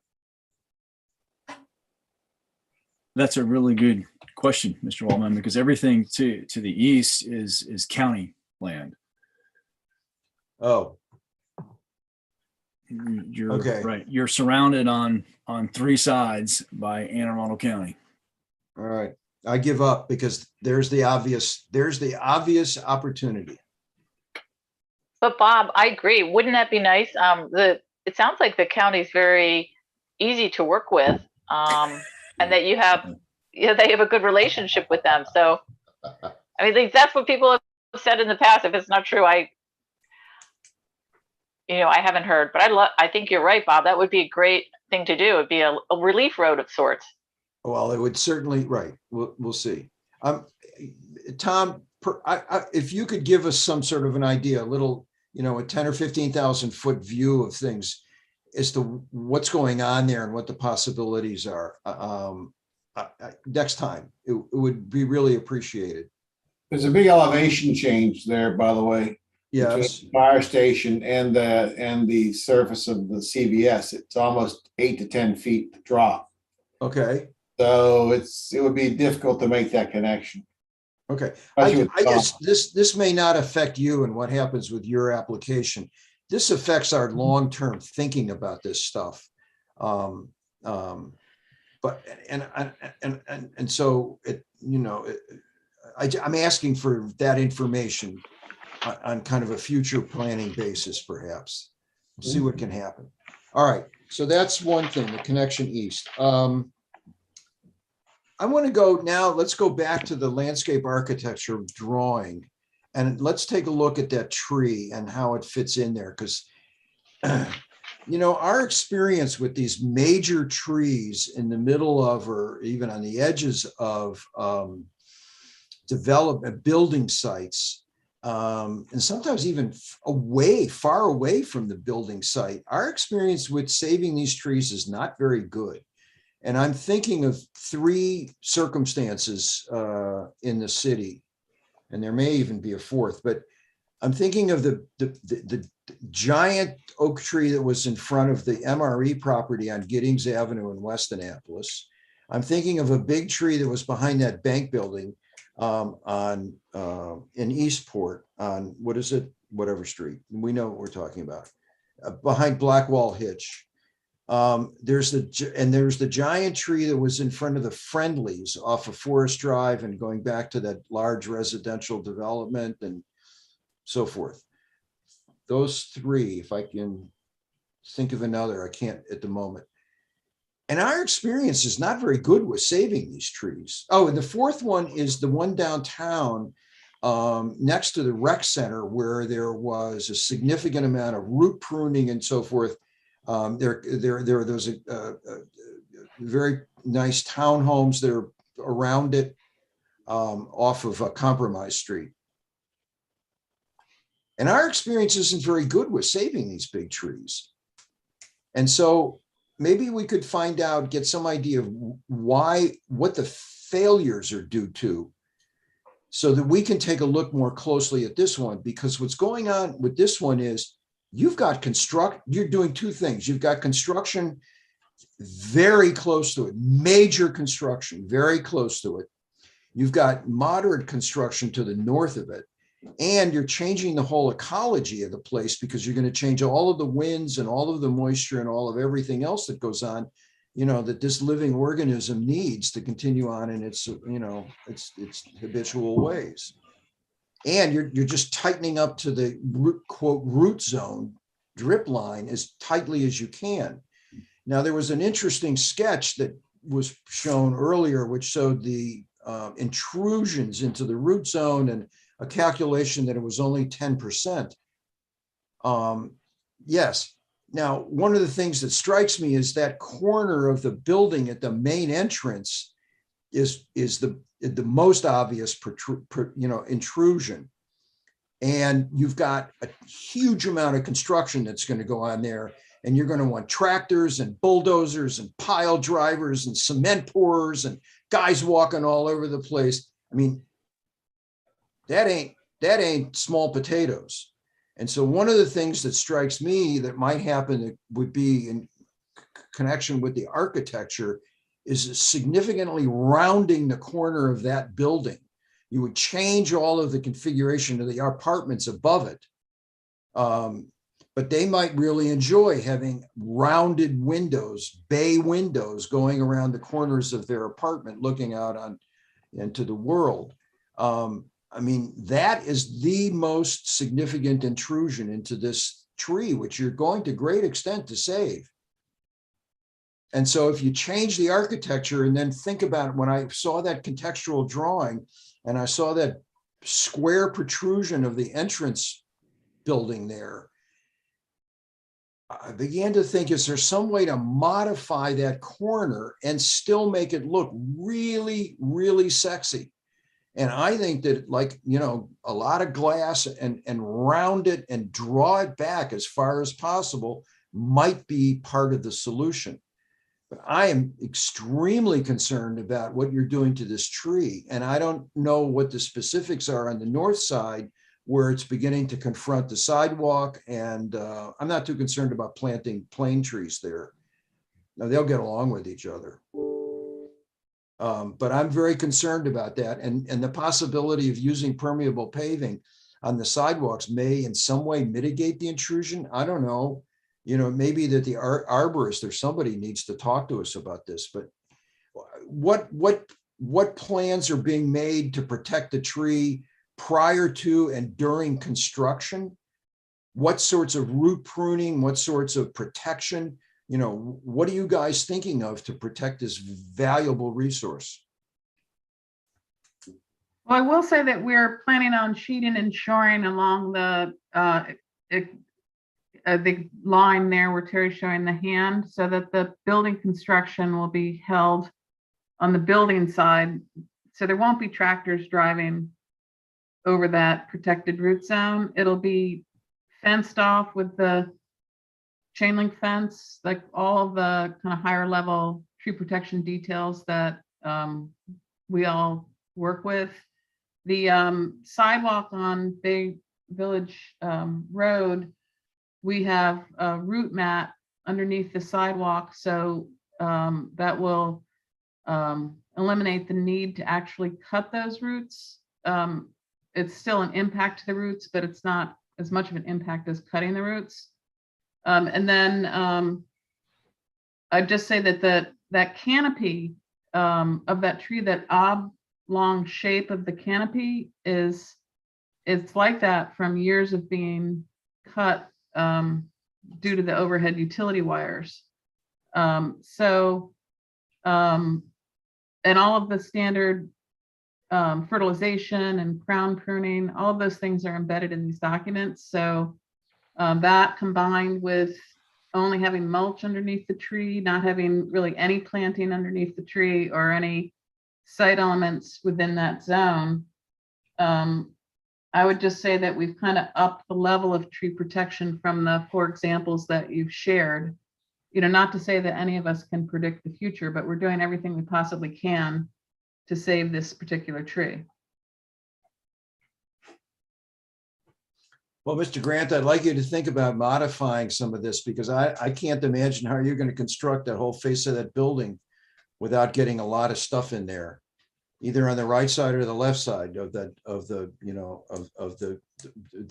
root zone of this tree. So I'm once again, I would, if you can pull back and you can come up with some solution to pulling it back, I think that would be advisable. And without losing anything, without losing a lot. I'm just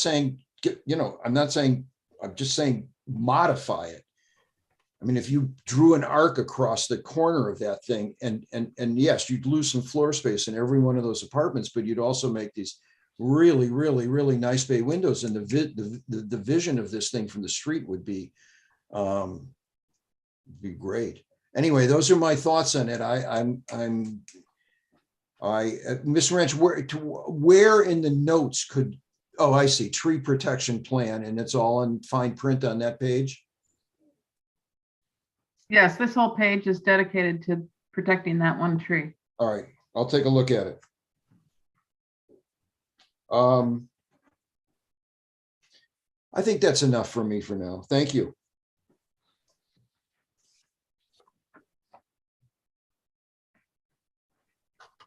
Okay, who's next?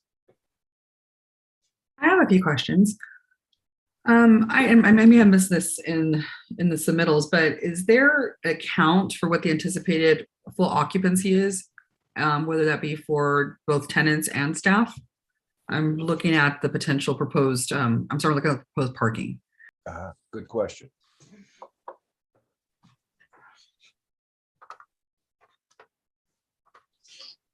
Well, you have 106 units, and potential staff is probably going to be somewhere around, well, there'd be shifts. So there'd be probably about 15 people, but there'd be different shifts of people coming in and out.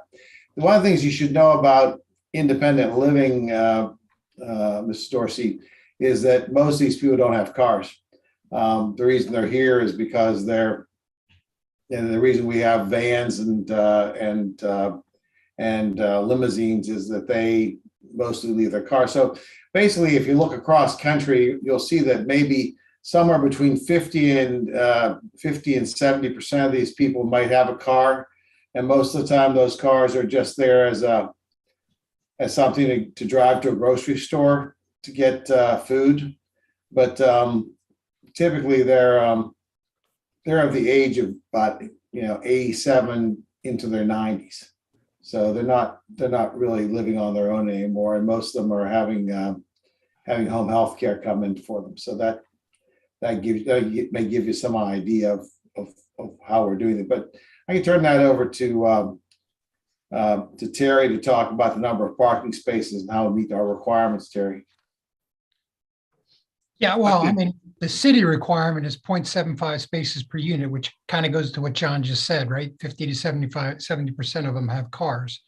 And we have 92 spaces provided, 79 in the garage, 13 on the surface. So, 92, 79 minus, I mean, that's 13 parking spaces for staff and visitors And that answered my question. I wasn't sure what the capacity was as far as like employees. And so I wasn't sure if we were in the dozens range, hundreds range. I was just trying to get perspective. right.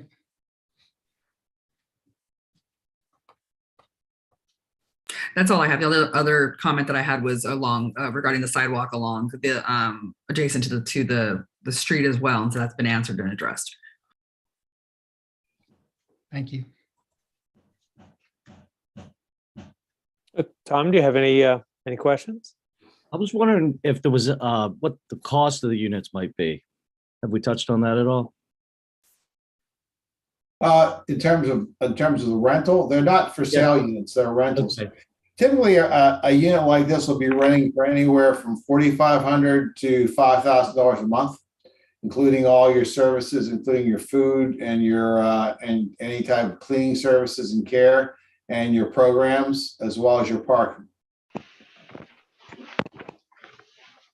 And you said there were different wings of the place. So there was like, is there mental health units there? Not in this one. Across the street there is. The assisted living has the memory care in it, but this is basically for people who are fragile, older people who need to have food prepared for them, who need to have someone coordinate their home health care and watch over their medications. So it's not really the same game as assisted living, which people are chronically ill over there and have to have basically nurses take a look at them on a daily basis and have to have assistance with 7 ADLs every day. So these people are able to get up and get a shower themselves and get themselves into their clothes, etc. But they will probably have a problem that needs to have someone take a look at them, whether it's physical therapy or whether you have doctor's appointments to watch conditions like diabetes and things like that. Did I answer your question, Tom? Absolutely. Thank you. For people like me, Tom. So I had a couple of questions, so a few follow-ups. On the parking thing, the question I always like to ask is, if the city had no minimum parking requirements, would you build the parking would you design the parking that you have, or would you do something different? Given your experience with other places and some sense of how many residents actually show up with cars. Well, I think this is right on. I mean, it's exactly what we were doing in New York and in Massachusetts for our residents, and they seem to work out very well. Actually, we will probably have a few more empty spaces in that garage than we thought we would, but then you take some more of your staff and give them indoor spaces as well. So I think you're in a good place. I think that the requirement the city has is right on. Okay, great. So focusing on the drop-off area, I'm just sort of curious what your kind of concept of operations for that is. Is that area wide enough for your transportation vans or even a small, a city bus to come in and drop people off? Or is it mostly for, somebody who lives locally who's dropping mom or dad or mom and dad off after a visit kind of thing? Is what's your sense of how that's going to be used? I think it's all of those. I mean, it's big enough for someone to drop their parents off at the end of the day after going for an excursion. It's also big enough for us to take one of our Sprinter vans with a lift and load it up and take people out on a shopping spree or whatever. And we also have a limo, which is basically like a town car, which is easy to get into and easy to get out of, and to take people to appointments with doctors. So if you notice at the one end, there's a handicap space. Yep. So that handicap space up there is accessible so that someone bringing their mom back or someone back from an outing can unload their parent there if they want to, or underneath the porte cochere and get them. But you don't think it'll be an, I guess what I'm sort of worried about is people thinking that, that's where everybody has to go, and that it, may get a little busy or. Well, I think that's a good question. I actually think though that you're going to find that there's a lot less traffic there than you imagine. I guess one of the things I can say is take a look at the front of our assisted living. We have hardly any traffic there at all. Basically, who's there is basically our van picking up and dropping off. Most of the residents, in fact, all the residents are going to pull around the back, park in the garage, and then take the elevators up to their floor, because the elevators at that point, especially anyone that's in the mid wing or the other wing, has an elevator that takes you right up to that floor, and you're right where you belong. So I don't think any residents are going to be using the drop off. I think basically it's just going to be, people who are dropping their parents off, or maybe a handicapped someone who's a handicapped visiting a friend there. Yeah. We'll drop off there. We talked about the bus, the senior bus service. And one of the things that we talked with Tom about, which I think was a good thing, was to talk about putting a senior circulator bus in here between all these assisted living facilities. And now that you've got Crystal Springs coming online, maybe there's some way for us to all coordinate those things and fund those things.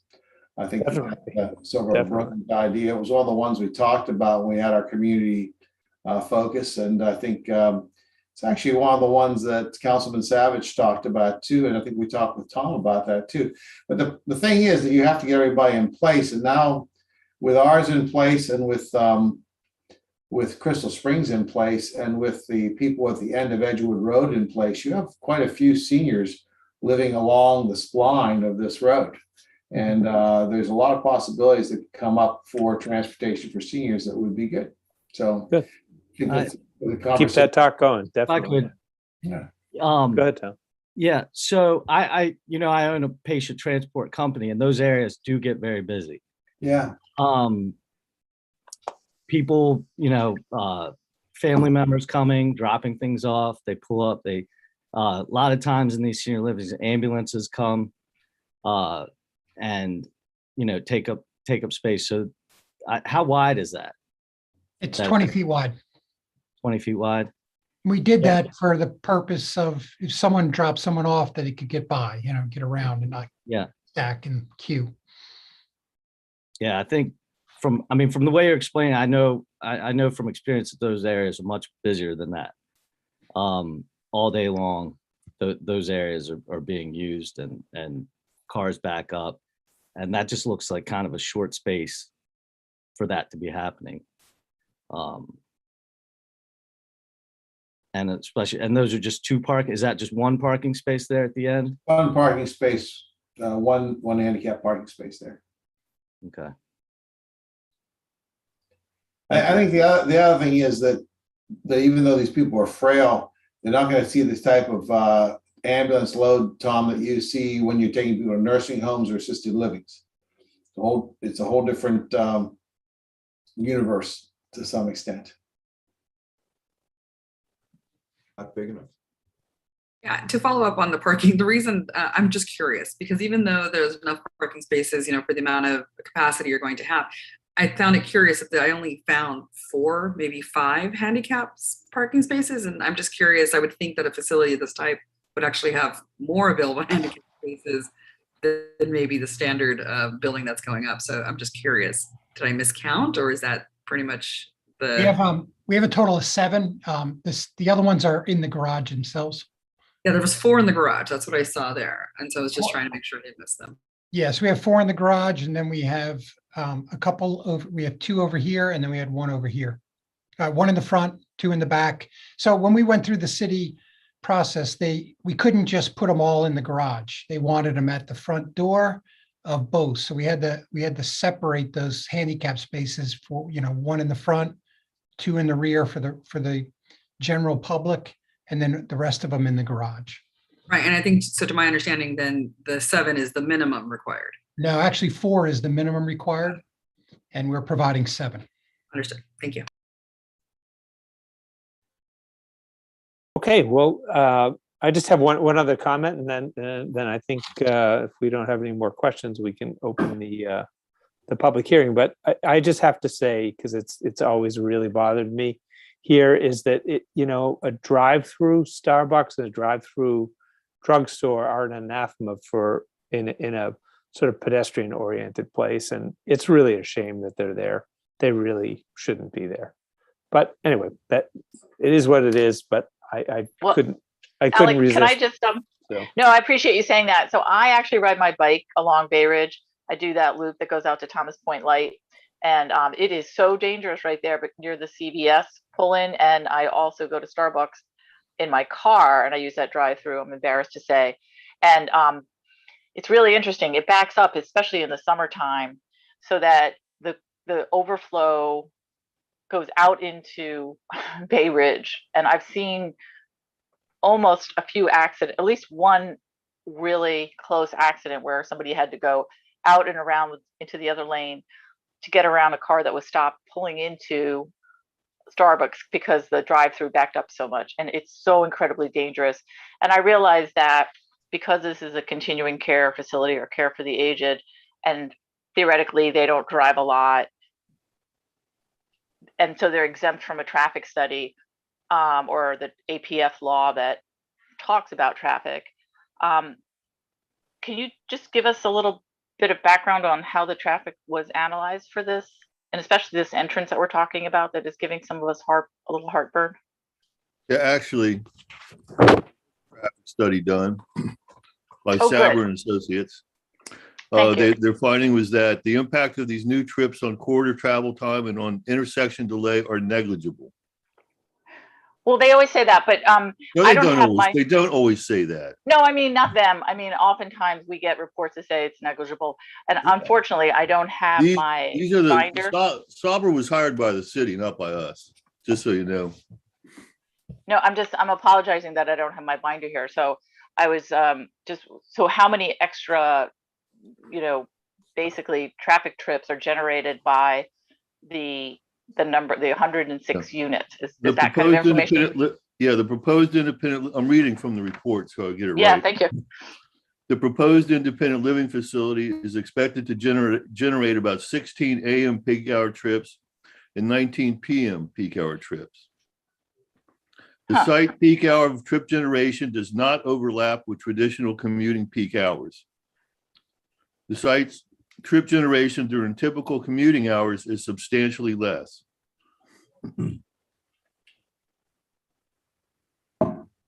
So this is from their conclusion. Got it. Well, I'll take a better look at that. I just don't have the binder handy, and I was just curious because it is sort of interesting how we have a lot of parking requirements for the facility, but the understanding is that they're really not going to be adding any trips. So maybe they just park their cars and keep them there and don't ever get in them. That's possible. And I'm sure Mr. Grant has exactly right, Diane. They park their cars and don't get in them. And but it's a security thing for them because as long as they have their license and they have their car, they feel that they have the ability to be part of go out and shop. And it's probably they go out once a week and they go to the grocery store and pick up some stuff and then come back. And I think right now with Lidl next to us, I'm wondering how many of them would walk over there and just get things and bring them back. Right, might be easy to do that with that connection. Yeah. Well, sorry, I didn't mean to open that can of worms with my sort of non sequitur comment about the drive-through. I just think drive-throughs shouldn't be in the city of Annapolis, but neither here nor there. Anyway, okay. So if nobody else has any other questions, I think we can conclude this part of the presentation and open the public hearing on this project. And as is our tradition, we'd like to extend a courtesy to Alderman Savage if he wants to start out. And then I think we have at least one person in the wings who wants to testify with comments, but we'll start off with you, Alderman Savage. Thank you, Mr. Chair. And I just have a few brief remarks. The presentation was pretty thorough, as well as your questions. But first of all, I do want to just support and relay that the community in Ward 7 is largely in support of this project. And I think that is due to the effort that was spoken to earlier about the willingness of the developer to proactively reach out and meet with the community, with organizations like the Annapolis Neck Peninsula Federation, and also with my constituents. So they've been very accommodating, and I think they've always been open to our concerns and suggestions. I think that really makes for a better project when we do have that kind of effort. So I definitely have appreciated that. The first thing on the top of people's minds, which was brought up a bit here, was the traffic, especially down here on the neck. And the proposed use, fortunately, would have less traffic impact than some of the other uses, like a restaurant. And there were actually a lot of folks in the ward who preferred a restaurant, but I think traffic often rules out, unfortunately. And when I was pointing out that restaurants would have a greater traffic impact, they realized that they'd like to support this use instead. And it also, I think, generally fits in well with the other uses in that Bay Village. The other item on people's minds is the large tree, which was discussed. And so we're happy to hear that they're working on protecting that tree. And to Mr. Waldman's point, you never know if they're going to survive, but it certainly looks like they're taking efforts. And hopefully we'll see this spring and summer how the tree looks. But again, you never know. I know we lost some of those out in West Annapolis that we were trying to protect. One of the primary issues the community advocated for was, from the get-go, was to ensure that the project complied with our 2008 comp plan and the whole Bay Village connector road. And while I do think that'd be good for traffic flow between properties, I think it is more important to help create that village feel for pedestrians, which I know Mr. Pline and Waldman have mentioned a bit tonight. So if there are some further improvements to encourage that, I think that'd be great to have that traffic between uses. And hopefully we can convince the county to talk to Lidl about reducing their parking and making it a bit more friendly to pedestrians as well. And based on my past conversations with Mr. Smith, and I think it was mentioned tonight, there's a reason those buildings face that Bay Village Drive and kind of have their rear ends facing Bay Ridge Road. And that's because they wanted to create that village feel there on that drive. So I'm glad to see the developers willing to make that connection and have that included in the plan. I do want to offer one suggestion to the Planning Commission, which would be to make an actual condition to kind of reiterate that point, to require the connector be installed. And I know it's already in their plans, but having it a condition, I think would give a bit more security. And so with that, that's pretty much all I have for comments. I'll just end to say, I think this does, again, have good synergy with the uses and really be an important part to realizing the vision laid out in the 2008 comp plan. So thank you all for your time. Mr. Savage, could I ask just a clarification? Sure. What's the language? What's the condition that you're suggesting?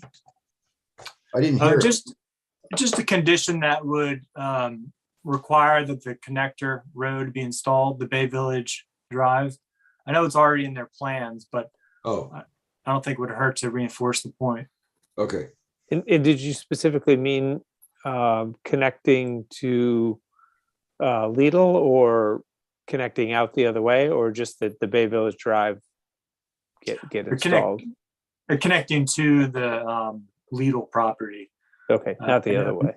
that we Yeah, talked I know a about. number of us are going to be working on Lidl and the county to make sure that happens. And it sounds like staff's already been working on that, as well as the developer. But yeah, I just think some assurances would be good. Mr. Savage, what do you think about the sidewalks along Bay Ridge? The current sidewalks, No, they're proposed. What do you think could be done to make them better? well, I think making sure that they're wide enough to be a multi-use path. And perhaps if they could get them to be, I can't remember exactly what it looked like, but to have them be a distance from the road to give a more secure feeling. Because I know it was mentioned with the drive-throughs, and I tend not to like drive-throughs either, but at least they're coming off of the Bay Village Drive and not coming off right off of Bay Ridge. I have a suggestion, Bob, about that. Okay. How about we narrow Bay Ridge Road from 5 lanes to 3? I'd mentioned that before many times, but it I like that falls on idea. deaf ears. In turn, 5 or 8 feet on either side into nice long nice wide sidewalks with great buffers. Yeah, I mean, Anyway. the alternative might be to, I don't know if there's room to put a multi-use path on going down Bay Village Drive and somehow going through the county property on the other end, but yeah, I don't know. I'm glad that you all are thinking about those things. Okay. Okay.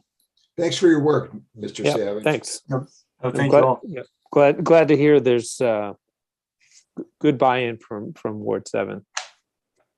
Okay, I think Marco, we have one person on the line that wants to offer testimony. Yep. Oops, I think there we are. Yep, Yeah. I see. Hi. It's Anastasia Hopkinson. Yeah. This is Could Anastasia. we stop sharing the screen, please? Hello? Can you Hello? hear me? There you go. Hi. I'm Anastasia Hopkinson. I live at 1036 Harbor Drive, Annapolis. I'm the vice president of the Annapolis Neck Peninsula Federation. And we have a letter into you. You should have it in your folder. We've met with the kindness of John Grant and his staff. We've met many times with him. About a dozen of us from the community over the past couple of years reviewed his drawings and plans, and we've come to appreciate what he's offering and are supportive of it. And we have a few concerns, some that are listed in the letter to you, but I want to emphasize what Alderman Savage just pointed out, that roadway connection to the Lidle property is critical from our point of view, and we do wish it to be a condition for approval. And I love Commissioner Waldman's suggestion of having extending the road to Arundel on the Bay Road, which is where you were headed. Sounds like a great idea, and I surely will talk to the county and encourage this kind of thinking. Another point is the front door shuttle access.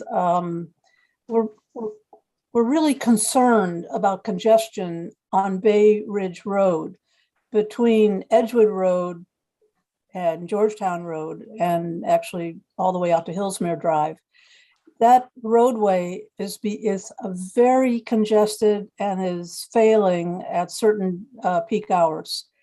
The roadway, the front door entry that allows for a shuttle access and for private cars and possibly an ambulance is awfully close to the intersection of Edgewood Road, right where Commissioner Butler was just describing backup of traffic, backing up all the way around South Edgewood Road and from Starbucks. So I don't have a suggestion for how to handle that front entry, but we're concerned about it. At least we would like its use limited so that we don't have cars slowing down to enter without a deceleration lane or exiting from it into very heavy traffic right before a congested intersection. The other comment I'd like to make, although it was mentioned earlier, the traffic study did say that the impact of this would be marginal during peak hours. But every traffic study says that. And we are not satisfied with these traffic studies. So as planning commissioners, we'd like to come to you someday and have a discussion about traffic, about the cumulative impact of traffic on Forest Drive and Bay Ridge Road, and discuss how the city and county could work together to address that problem. I have a friend who was just in 2 auto accidents within 3 months last year. And in both accidents on Forest Drive, her car, both of them were totaled and she was injured. And that's not an uncommon experience any longer. So I would encourage you to give some consideration to the cumulative impact of the developments on Forest Drive and now Bay Ridge Road. We hope this is, we know this isn't the last development in this area, but we're very concerned about what is forthcoming. Thank you very much. And thank you for your excellent work. We want to acknowledge as well Tom Smith for his very creative work on this project. That's very appreciated. Thank you. Ms. Hopkinson, your very good comments. Thank you. Yep. Mr. Chairman, I'd like to clarify a statement I made earlier when I was talking with Ms. Butler. Sure, go ahead. Yeah, Ms. Butler, when I was reading the summary, that was the last page of the report. When I looked at the first page, I saw that it was to GSX and not to the city. So I apologize when I said it was commissioned by the city when it wasn't. No worries, thanks. Uh-huh. Okay, Mark, I guess that was the only testimony that we had. That's correct. Okay, well, I think that will wrap it up for today, and this public hearing will stay open until our next meeting. So anybody listening here that has additional testimony or comments to offer, please find your way to the forum, and if you'd like to offer those, and fill it out, and we can get you on in for the next meeting for public testimony. I see Chris came on. Did anything you want to add there, or? No, I've been watching. I think you covered very good questions. I don't have any legal questions at this moment. Okay, thanks. I have a question, actually. You know, I don't think we have any problem with the requirement that we connect to the Lidle site, but I guess my question to you, and maybe it's a good thing you're back, Chris, is if Lidle says we don't want to connect to you, there's no way we can compel them to make the connection, and we have actually designed the connection for them. So I guess my question is, you can make that a responsibility for us to provide a connection, which we are, but I don't know how you can make it a requirement that they have to capitulate and provide us with a connection. I guess that's a question I have, generally speaking. You can't ask someone who's not in the same jurisdiction to go to the county and make them force someone, you know, to do that. Now, that being said, we've got the agreements together and we're putting all that stuff together. But if it's a requirement, I guess the question is, does it hold up our ability to move forward with the project if Lotto all of a sudden decides that they're not going to build their building, or they're going to sell the property, or things like that? That becomes an issue. Well, I think, yeah, I mean, I think, and this is really maybe a question for Tom, but certainly, you know, the requirement that we could state is that you have to do it, up to the property line and not close it off. And We have no problem with I that. think That's it's, what we're doing. I think it's really up to the city staff and the county staff to work through that being in everybody's best interest. Yeah. You agree, Tom? Yes, Chair Pline. The city has spent seemingly the better part of 2 years actually trying to coordinate this issue. It's been arduous at times with the county and Lidl, frankly. They have come around. I believe Alderman Savage, if he's still here, can sort of speak to the resolution that allows Lidl to have water and sewer access through the city. So there's certainly something to be gained by Lidl participating in this access. But lots of legal attorneys back and forth looking at that draft easement agreement, even including an offsite easement on Lidl's for GSX to construct the connection into Lidl's parking lot. So there's quite a lot in there. And I'm not an attorney, but we spent a lot of time on that agreement. I mean, a whole lot of time. I think it's going to happen. I mean, there's no reason why it shouldn't happen, but on the outside possibility that Lidl decides they're not going to open a store or something like that, it's right. The connection will be there, but I can't say the next guy is going to connect or what's going to happen with that. We are doing everything we can to complete the connection. Yeah, I mean, I read through that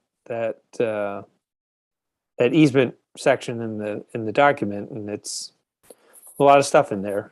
So it's clearly something's there's a lot of effort going into that. So absolutely. Okay. Well, if there's nothing, go ahead, Alderman Savage. Thank you. Just quick to add to that. I certainly wasn't suggesting that we require Lidl to do it. We don't have jurisdiction. I guess the Planning Commission doesn't have jurisdiction. The city has a little bit of leverage because of the utility. Right. But I want to relay my conversations with the county and Lidl. The county wants to see this done as well. They're willing to work with the city, and a big thanks to Mr. Smith for helping out with those county Lidl discussions. But county's willing to support us on this. Lidl is, I've been trying to get in touch with them. They've been back and forth. Ideally, I'd like to see them revise their plans to have it actually be in their approved plans with the county. But they're telling me verbally that they will put this in. Yeah, that's good to hear. Okay, so this public hearing will remain open till the next meeting on the 10th. Okay, so next up on the agenda is an update of the comprehensive plan by Eric Lashinsky, the head of comprehensive planning. So take it away, Eric. Thank you, Chairman.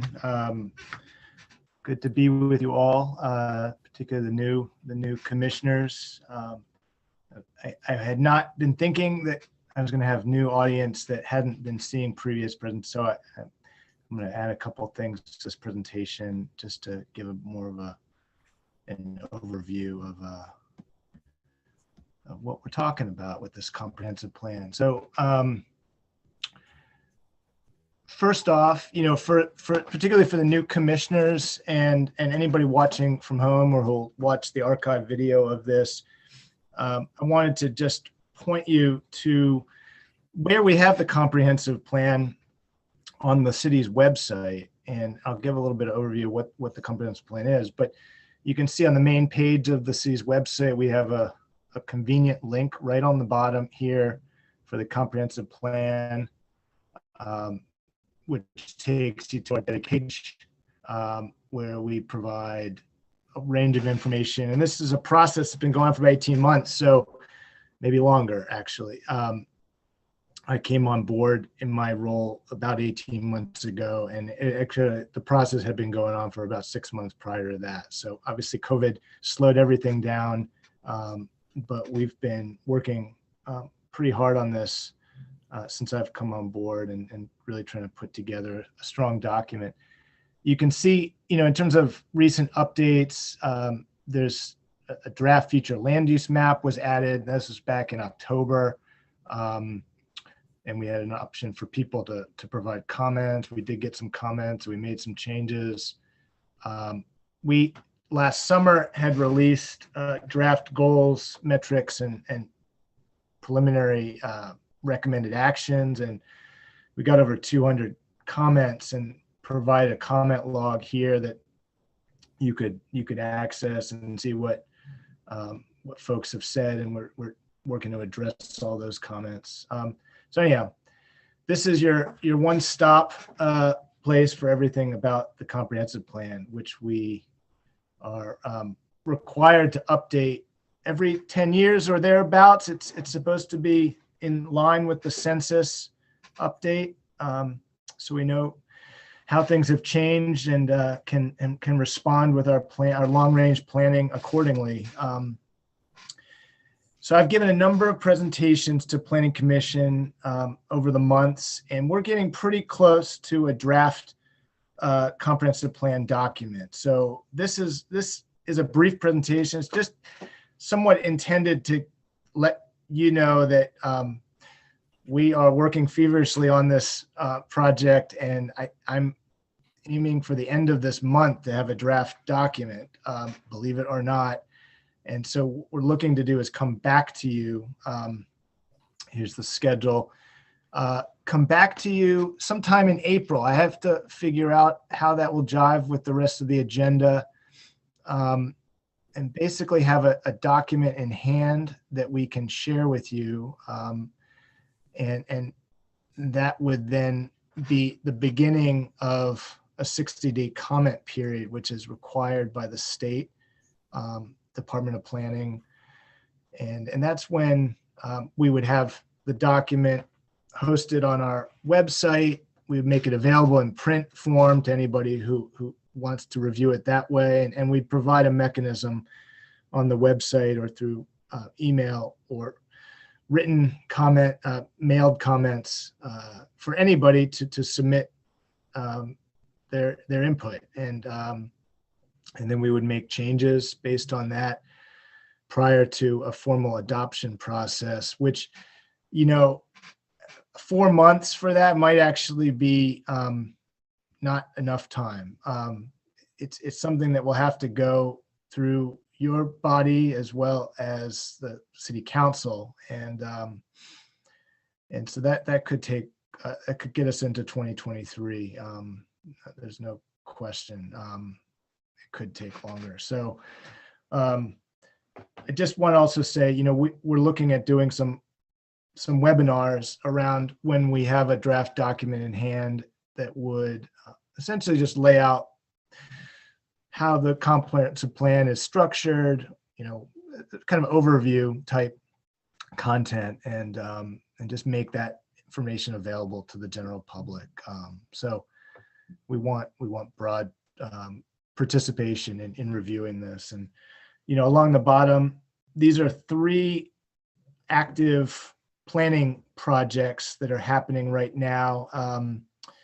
They're sort of in parallel with the comprehensive plan that are going to lead to recommendations that we want to feed into the comprehensive plan, and there will likely be sort of amendments to the comprehensive plan over the coming years. So when these plans are finished, there would likely be a council adoption as an amendment to the comprehensive plan. So the public water access plan, we're actually getting close to announcing that. We've been working kind of behind the scenes a little bit with our consultant and the National Park Service on that in the fall, and very close to sort of launching that publicly and kind of getting into more of a community process on that. So I'm pretty excited about it. We can come back to that if you have questions later. Just this is just a look at our table of contents from the design, the comprehensive plan document, and sort of our logo. And the image that you see is just a placeholder. It's a nice image, but it may not be the final cover image for the comprehensive plan. But you kind of get a sense of the way we're organizing the document. Most of these chapters are required chapters from the state that need to be in all comprehensive plans that jurisdictions produce. The one exception is our arts and culture chapter, which I'm really proud to say has not been in a past comprehensive plan to my knowledge here. And it's sort of a testament to the importance of that here in Annapolis as a cultural center, and something that we shouldn't be treating as just a luxury in strong economic times, but something that is really kind of crucial to our identity here in Annapolis. Let's see. I'm sure you've been dying to know what makes this comp plan different from past comprehensive plans, I should say. And in looking at the content, I wanted to go, this is a graphic I've shared in the past. I think it's just important just to kind of reiterate that we're sort of in a period, a continuing period of challenge from COVID, from continuing effects of climate change, and frankly, just the way our city has evolved, where there's large portions of our city that are not, in the way that they're built, are not safe for pedestrians or people who choose to travel in ways other than, you know, in a car. And so we are also a city that is very unaffordable, and that kind of draws in equity questions and who gets to live here, and so these things have inspired the structure of the comprehensive plan. They've inspired these principles that you see, which are really kind of the guiding foundation for the goals and recommended actions and metrics that we came up with. You know, and when I looked at the draft document that we're working on and tried to think about what are the things that I see coming out of this comprehensive plan most immediately, and not to say these are all things that are going to be driven exclusively by the comprehensive plan.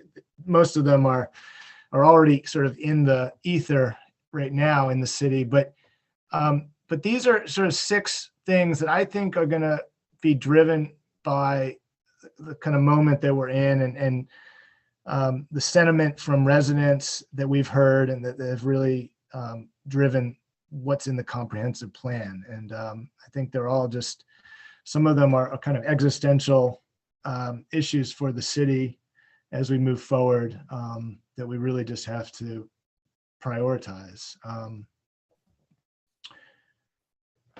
This is a key aspect of how we think about targeting investments in the city moving forward, thinking about socially vulnerable populations. This is a methodology that we are borrowing from the Centers for Disease Control, and they have essentially identified a group of criteria that determine who is a socially vulnerable population and what is it. And we've mapped the city along these lines. For people who know Annapolis, it's not going to necessarily surprise you to see where these darker blue areas are. You know, those are more socially vulnerable populations. And we just, frankly, the idea here is that we use this understanding to sort of make sure that we're addressing these populations and that they are not marginalized. And we do things such as thinking about parks investment or transit or bike and pedestrian improvements to make sure that they're equitably distributed across the city. Our future land use map is really a foundational exhibit in the comprehensive plan. And I mentioned on the website, there's an exhibit where you can actually compare what the future land use that we're proposing will look like compared to what it was in 2010 or 2009, I think was our last comprehensive plan adoption. and so the big changes are, you'll see a lot more green on here, and that's really because we have a new land use designation, environmental enhancement. These are places that are, in many cases, they overlap with our critical area boundary, that buffer just inboard of all of our shoreline areas that are already kind of sensitive. It overlaps with our flood zone, floodplain, but then it also includes places that are have strong habitat value or are impervious places right next to a creek, like a parking lot right next to a creek that in the future should have more stormwater management included. And so, for folks who look at this map, we got some questions initially and we were able to respond to them, and people seem to generally get the idea behind the environmental enhancement areas. The mixed use, the red areas are also something that's kind of somewhat consistent with the last comprehensive plan, but we've added to it in some ways. And these are basically what are today our commercial properties by and large, retail and office properties. They're zoned for those types of uses. In the future, we're trying to move them towards more mixed use so that they could accommodate other compatible residential uses. Think apartments above retail. And you'll see there's a couple large residential properties that are also in that category, such as Watergate, now called Nautilus Point, I believe, and Admiral Farragut Apartments on Hilltop Lane. I mean, the idea here is that these will still be residential places in the future, but perhaps they could accommodate some modest retail that would help the residents and, get certain conveniences closer to home, perhaps. That's the idea. Realizing that I put more in here than I probably needed, but I think this is just, these charts really explain, the issue of housing in the city, this acute affordable housing issue that we have. And it's really, if you look at the upper left, we're losing population in the last 10 years, the 18 to 24-year-old age bracket, the 25 to 34-year-old age bracket, the 45 to 54. These are demographics, at least for the younger side, I can say are generally being shut out from our housing market, and that's part of what's driving an interest in providing more housing options. You could also see the upper right, very, very modest change in new family households. We have a growing, more of a growing single population. Again, probably because of at least partially because of our housing stock. And then you can see on the bottom, the median sales price on the lower left for a home. It means that you have to be making 140% of the area median income to afford that, which is a small fraction of our population. And then for the rental pricing, it means you have to make 80% or so of the area median income. And so these are just metrics we use to understand what we need to do to make the city more affordable. And when we talk about housing, a lot of it gets into the types of housing that are currently not easy to build within our zoning code. And we're not talking about high density housing here. We're talking about modest increases in density. Think threeplexes, triplexes, or duplexes, or a fourplex, or something that fits contextually well with the neighborhoods we already have. These images are all existing housing in the city that accommodate multiple units that fit well within their neighborhoods. And sometimes you have to just look at the mailboxes to know how many units are there. Other times it's more obvious, but these are the kinds of housing options that we need more of in the city, I think, to accommodate more diverse population. It's kind of the graphic on the upper part of this slide is borrowed, but we're going to have something similar to this in the comprehensive plan. Greenway map, this came about through the involvement of the Annapolis Conservancy Board, who really wanted to push for being more proactive about the places that we should be conserving as natural resources. And so we worked with them to create this map, and then we added our proposed bike facilities and really in our existing park network, and really trying to have this interconnected system of green spaces that currently is pretty fragmented, and our conservation areas aren't really under the purview of the Rec and Parks Department. We kind of want to connect those things better. So this is also pretty signature aspect of the comp plan. This map shows up in 4 different chapters. It's fairly critical to what we're talking about. Mentioned open space equity earlier, using that social vulnerability map. This is a confusing map to understand at first, but if you look at the dotted lines are kind of a walk radius for park types. So for like a small street end park, the goal would be to have everybody in the city be within a 1/4 mile of one of those small parks. And that's what we call a mini. And so that yellow line is a 1/4 mile buffer around all of those small parks. And you can kind of see the areas outside of those yellow dotted bubbles for where people do not live within a 1/4 mile of a small park. For like a Truxton Park, we call that a community play field. The idea is that everybody should be within a mile of a community play field. And you can see that red line. It covers, if you include Ellen Moyer Nature Park and Truxton Park and the Bates Athletic Complex, and the park around by Germantown Elementary.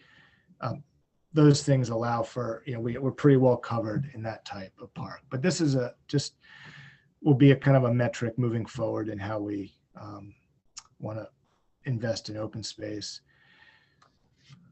Public safety, crime prevention, oddly, it's not something that is often taken up in comprehensive plans. We are addressing it here in this comprehensive plan. We've spoken with Annapolis Police and tried to understand how we could best represent the work that they're doing that may be in particular outside of conventional policing, building trust in communities, crime prevention through environmental design, where you address streetscape improvements, public realm improvements in places that have crime, and you essentially invest in those places in other ways.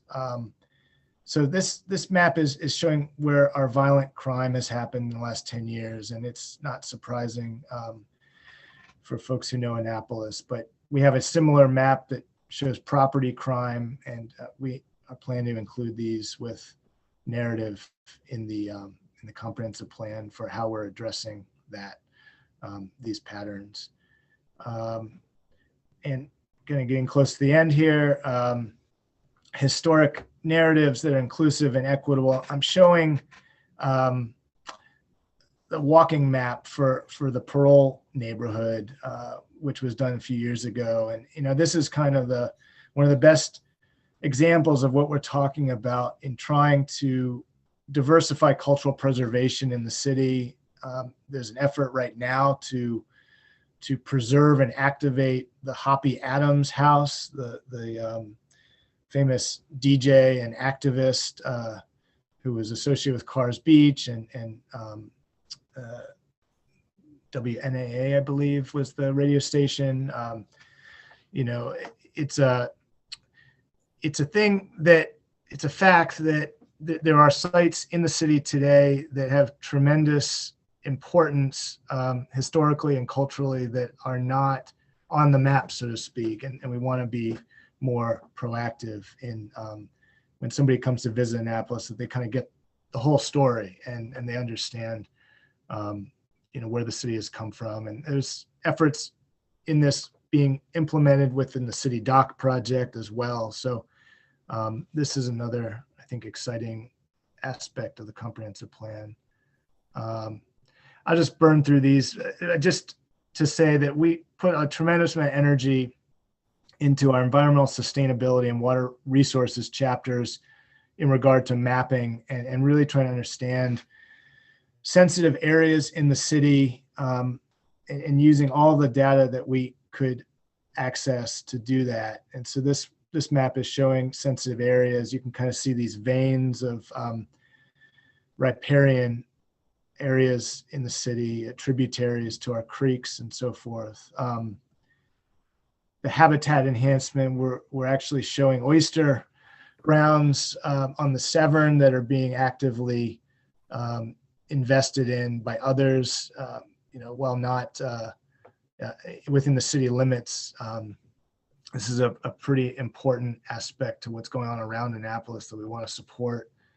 We're also showing living shorelines that will show up better in the comprehensive plan than here, but that's another aspect. We'll probably be showing some places we want to target for more living shoreline. Shoreline erosion.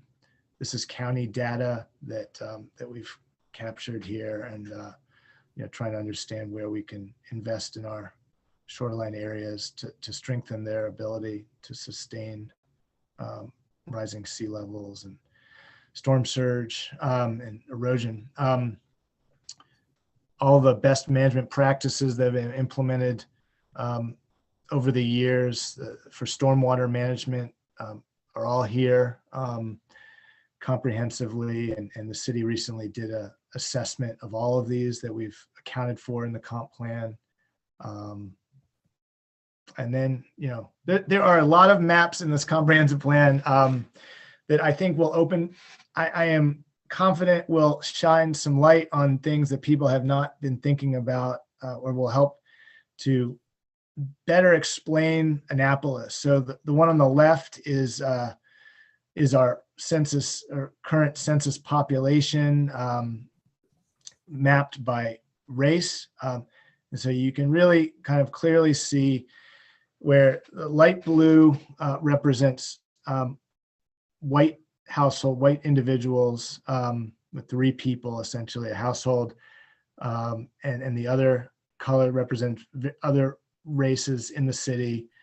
You can see there's a diversity on the southern half of the city, and less so on the northern half. And that's just that is a chronic aspect of our city that we kind of deal with in our planning and trying to address. But the one on the right is looking at essentially the walk radius to schools. And if we're going to invest in bike and pedestrian infrastructure around the city, the idea of treating these sort of safe routes to school as a priority. So you can see the purple zones are those half-mile trips to school, I should say. So, there's grant money available, and we want to be kind of strategic in pursuing those grants that could kind of help us address multiple needs. And so that's just another example of a map that we're including. And finally, we're going to have an action matrix that will really, I think, help improve implementation of the recommendations. And it'll look something like this. This is actually from the West Annapolis master plan that we did recently, but we're still tweaking. This one wasn't perfect. We're tinkering with it a little bit. I just wanted to kind of show you what a complete action matrix type format would look like, where you have responsibilities and funding sources and estimate kind of cost range. It's pretty loose, but there's going to be another column that's kind of a critical path, that says, should one thing happen before another, and so forth. And that's it. Sorry I kept you, but I'm happy to take any questions if you're still awake.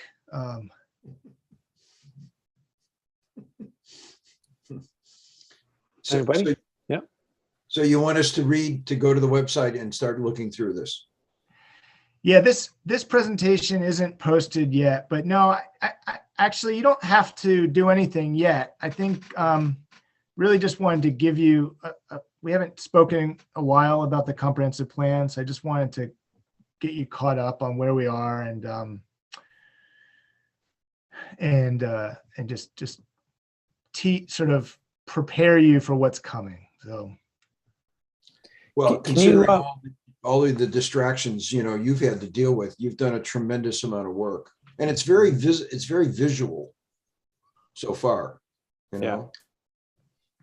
thanks. Eric, I'm going to suggest that you could make this available to the planning commission Mhm. on a, just by emailing it to them. And then if they wanted to give you input before you post it on the website, that could be helpful. Mhm. Yeah, that's totally fine. I'm happy to do that. Can you expand a little bit on the form-based code initiative and sort of how that either plays off the West Annapolis thing or includes it, or just talk a little bit more about that? Sure. We've been moving in this direction for many years in the city. We gave a work session to city council 2 weeks ago. Yeah, I watched that. Yeah, it's good. And we might actually post, I think we'll probably put that on our website too, the video from that. But essentially, we've been moving towards this, and it was recommended in the last comprehensive plan, and it didn't necessarily lead to a significant code change. But the idea is to help evolve our more aging shopping center type areas, primarily our suburban strips, think West Street and Forest Drive, and essentially give the code some teeth that would lead to development that would be more walkable, would encourage more compatible uses next to each other and in the same building, or and put parking in the back rather than the front of a property, and a lot of the things that you guys were just talking about with the Bay Village Suites. So that's sort of already doing, I think, but it sort of it tries to bake that in versus having to sort of kind of approach it uniquely with every specific development. Yes, that's right. I mean, the idea is to provide something in the zoning code that will lead to more predictable outcomes from the resident perspective and from the developer perspective. So typically they come at the project from those two groups come at a project from very different ends of the spectrum. And then there's a lot of space in between. And then, it takes a while to kind of narrow that. And so we want to just have a code that is more predictable in what we might get. And so with the West Annapolis master plan, which is on the website, it has not been adopted yet by city council.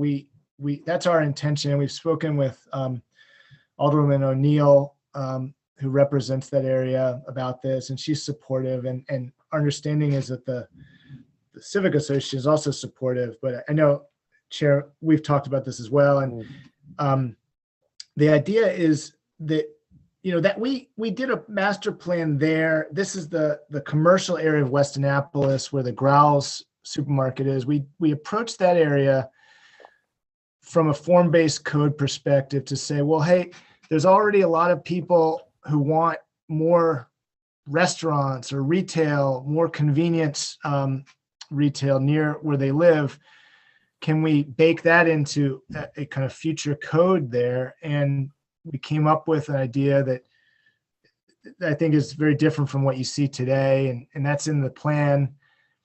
And the idea was that those types of districts could be applicable elsewhere in the city. And so our consultant that we're working with, it was the same one who did that West Annapolis master plan. And it was a little bit of a precursor to looking citywide at other places. And the big idea was, so Annapolis, if you know West Annapolis, Annapolis Street is kind of a village main street. The idea was, well, that becomes its own zone. And then as you move closer to Rao Boulevard, the density changes slightly, the types of uses change slightly, that are appropriate as you get closer to a major boulevard rather than a smaller neighborhood street. And then you also preserve that shopping center as a kind of, central place for the neighborhood that would have more than just a kind of simplistic strip of shops, but could also support some residential and could probably support more retail. And nothing is terribly high density. We're not talking about Annapolis Town Center or anything like it. Nothing's more than 4 stories, but it will be appropriate for that area. And it was. But you're envisioning that West Annapolis plan to be sort of the first representative thing of this type, and the first sort of district that's represented with a form-based code kind of thing. About right now. I mean, whether in implementing a form-based code, whether we could do it in incrementally, because nothing happens very easily in Annapolis. Yeah. And so I saw in that presentation. Yeah. So that would be a sensible place to try a form-based code. But the challenge is that, part of the goal, we have a whole set of goals that we're trying to achieve with this form-based code initiative. And one of them is to reduce the total number of zoning districts in the city. We have 31 districts for a city that's 8 square miles. And so 40,000 people. We're not a big place, but we don't need that many zoning districts. It makes it overly confusing. And they were all created for certain circumstances that, it may not be relevant anymore. And so we want to reduce that number, but it's hard, so to add new zoning districts without removing others, it's to do it in a certain area of the city, it's a little bit challenging. And so we're sort of we're talking about that right now, about how we could do that. But that's certainly one idea we're talking about. Eric, I just want to say thank you for all the hard work you've done, and really thank you for putting the BMPs on the map, stormwater BMPs. I've been an Anne Arundel County watershed steward now for several years, and every year they bug me and say, why doesn't Annapolis list their BMPs? It's really important for many reasons, and I keep saying they will. Anyway, thank you, because it's here, and I really, really appreciate that. It really helps for planning on environmental projects and for other reasons. I also just want to mention, I didn't, obviously this is just a high level overview, but you didn't talk about public housing at all. And how does that relate to any of the high level thinking right now? Yeah, good pickup. I could, that might be something to add onto this schedule graphic as well. I mean, I'm glad you brought that up. But you don't want to answer it, right? Yeah.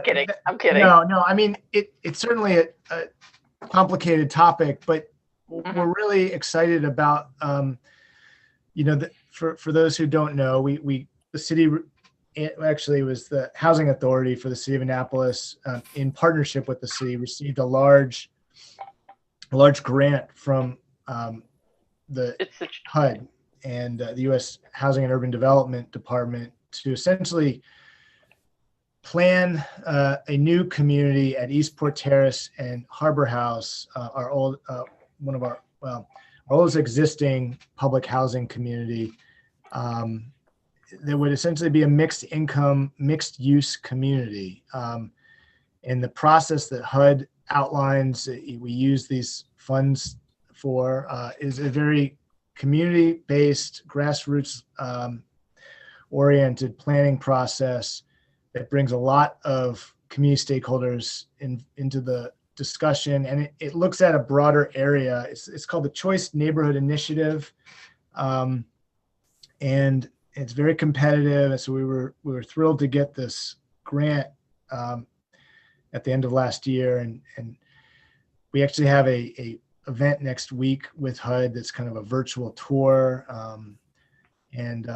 so that's kind of a unique aspect of public housing where we're not, this is a large concentration of public housing. It's really our largest in the city. It's a large amount of land, and the idea is that we can provide more resources to the residents who live there, and basically connect it better to the rest of the city, and integrate housing targeting lower income populations as well as middle income and upper middle income people, and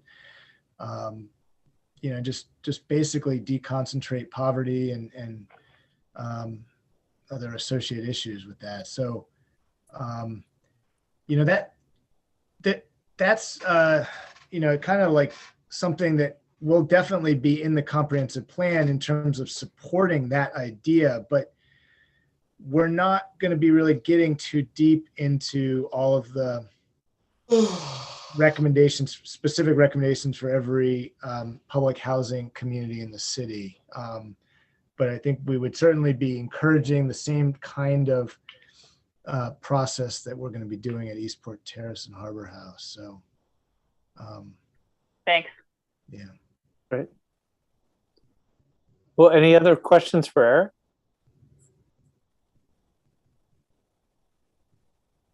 Okay, well, thanks, Eric. That's great. Really great progress. I'm really happy to see it's coming together. Okay, well, I think that brings us to the last item on our agenda, that is adjournment. So I would entertain a motion to adjourn. Anybody so interested? Motion to adjourn. A second. Spakianudis, you want to second that one? I'll second it. All right. All in favor? I don't think there's any Aye. discussion. All Very right. good, Alex.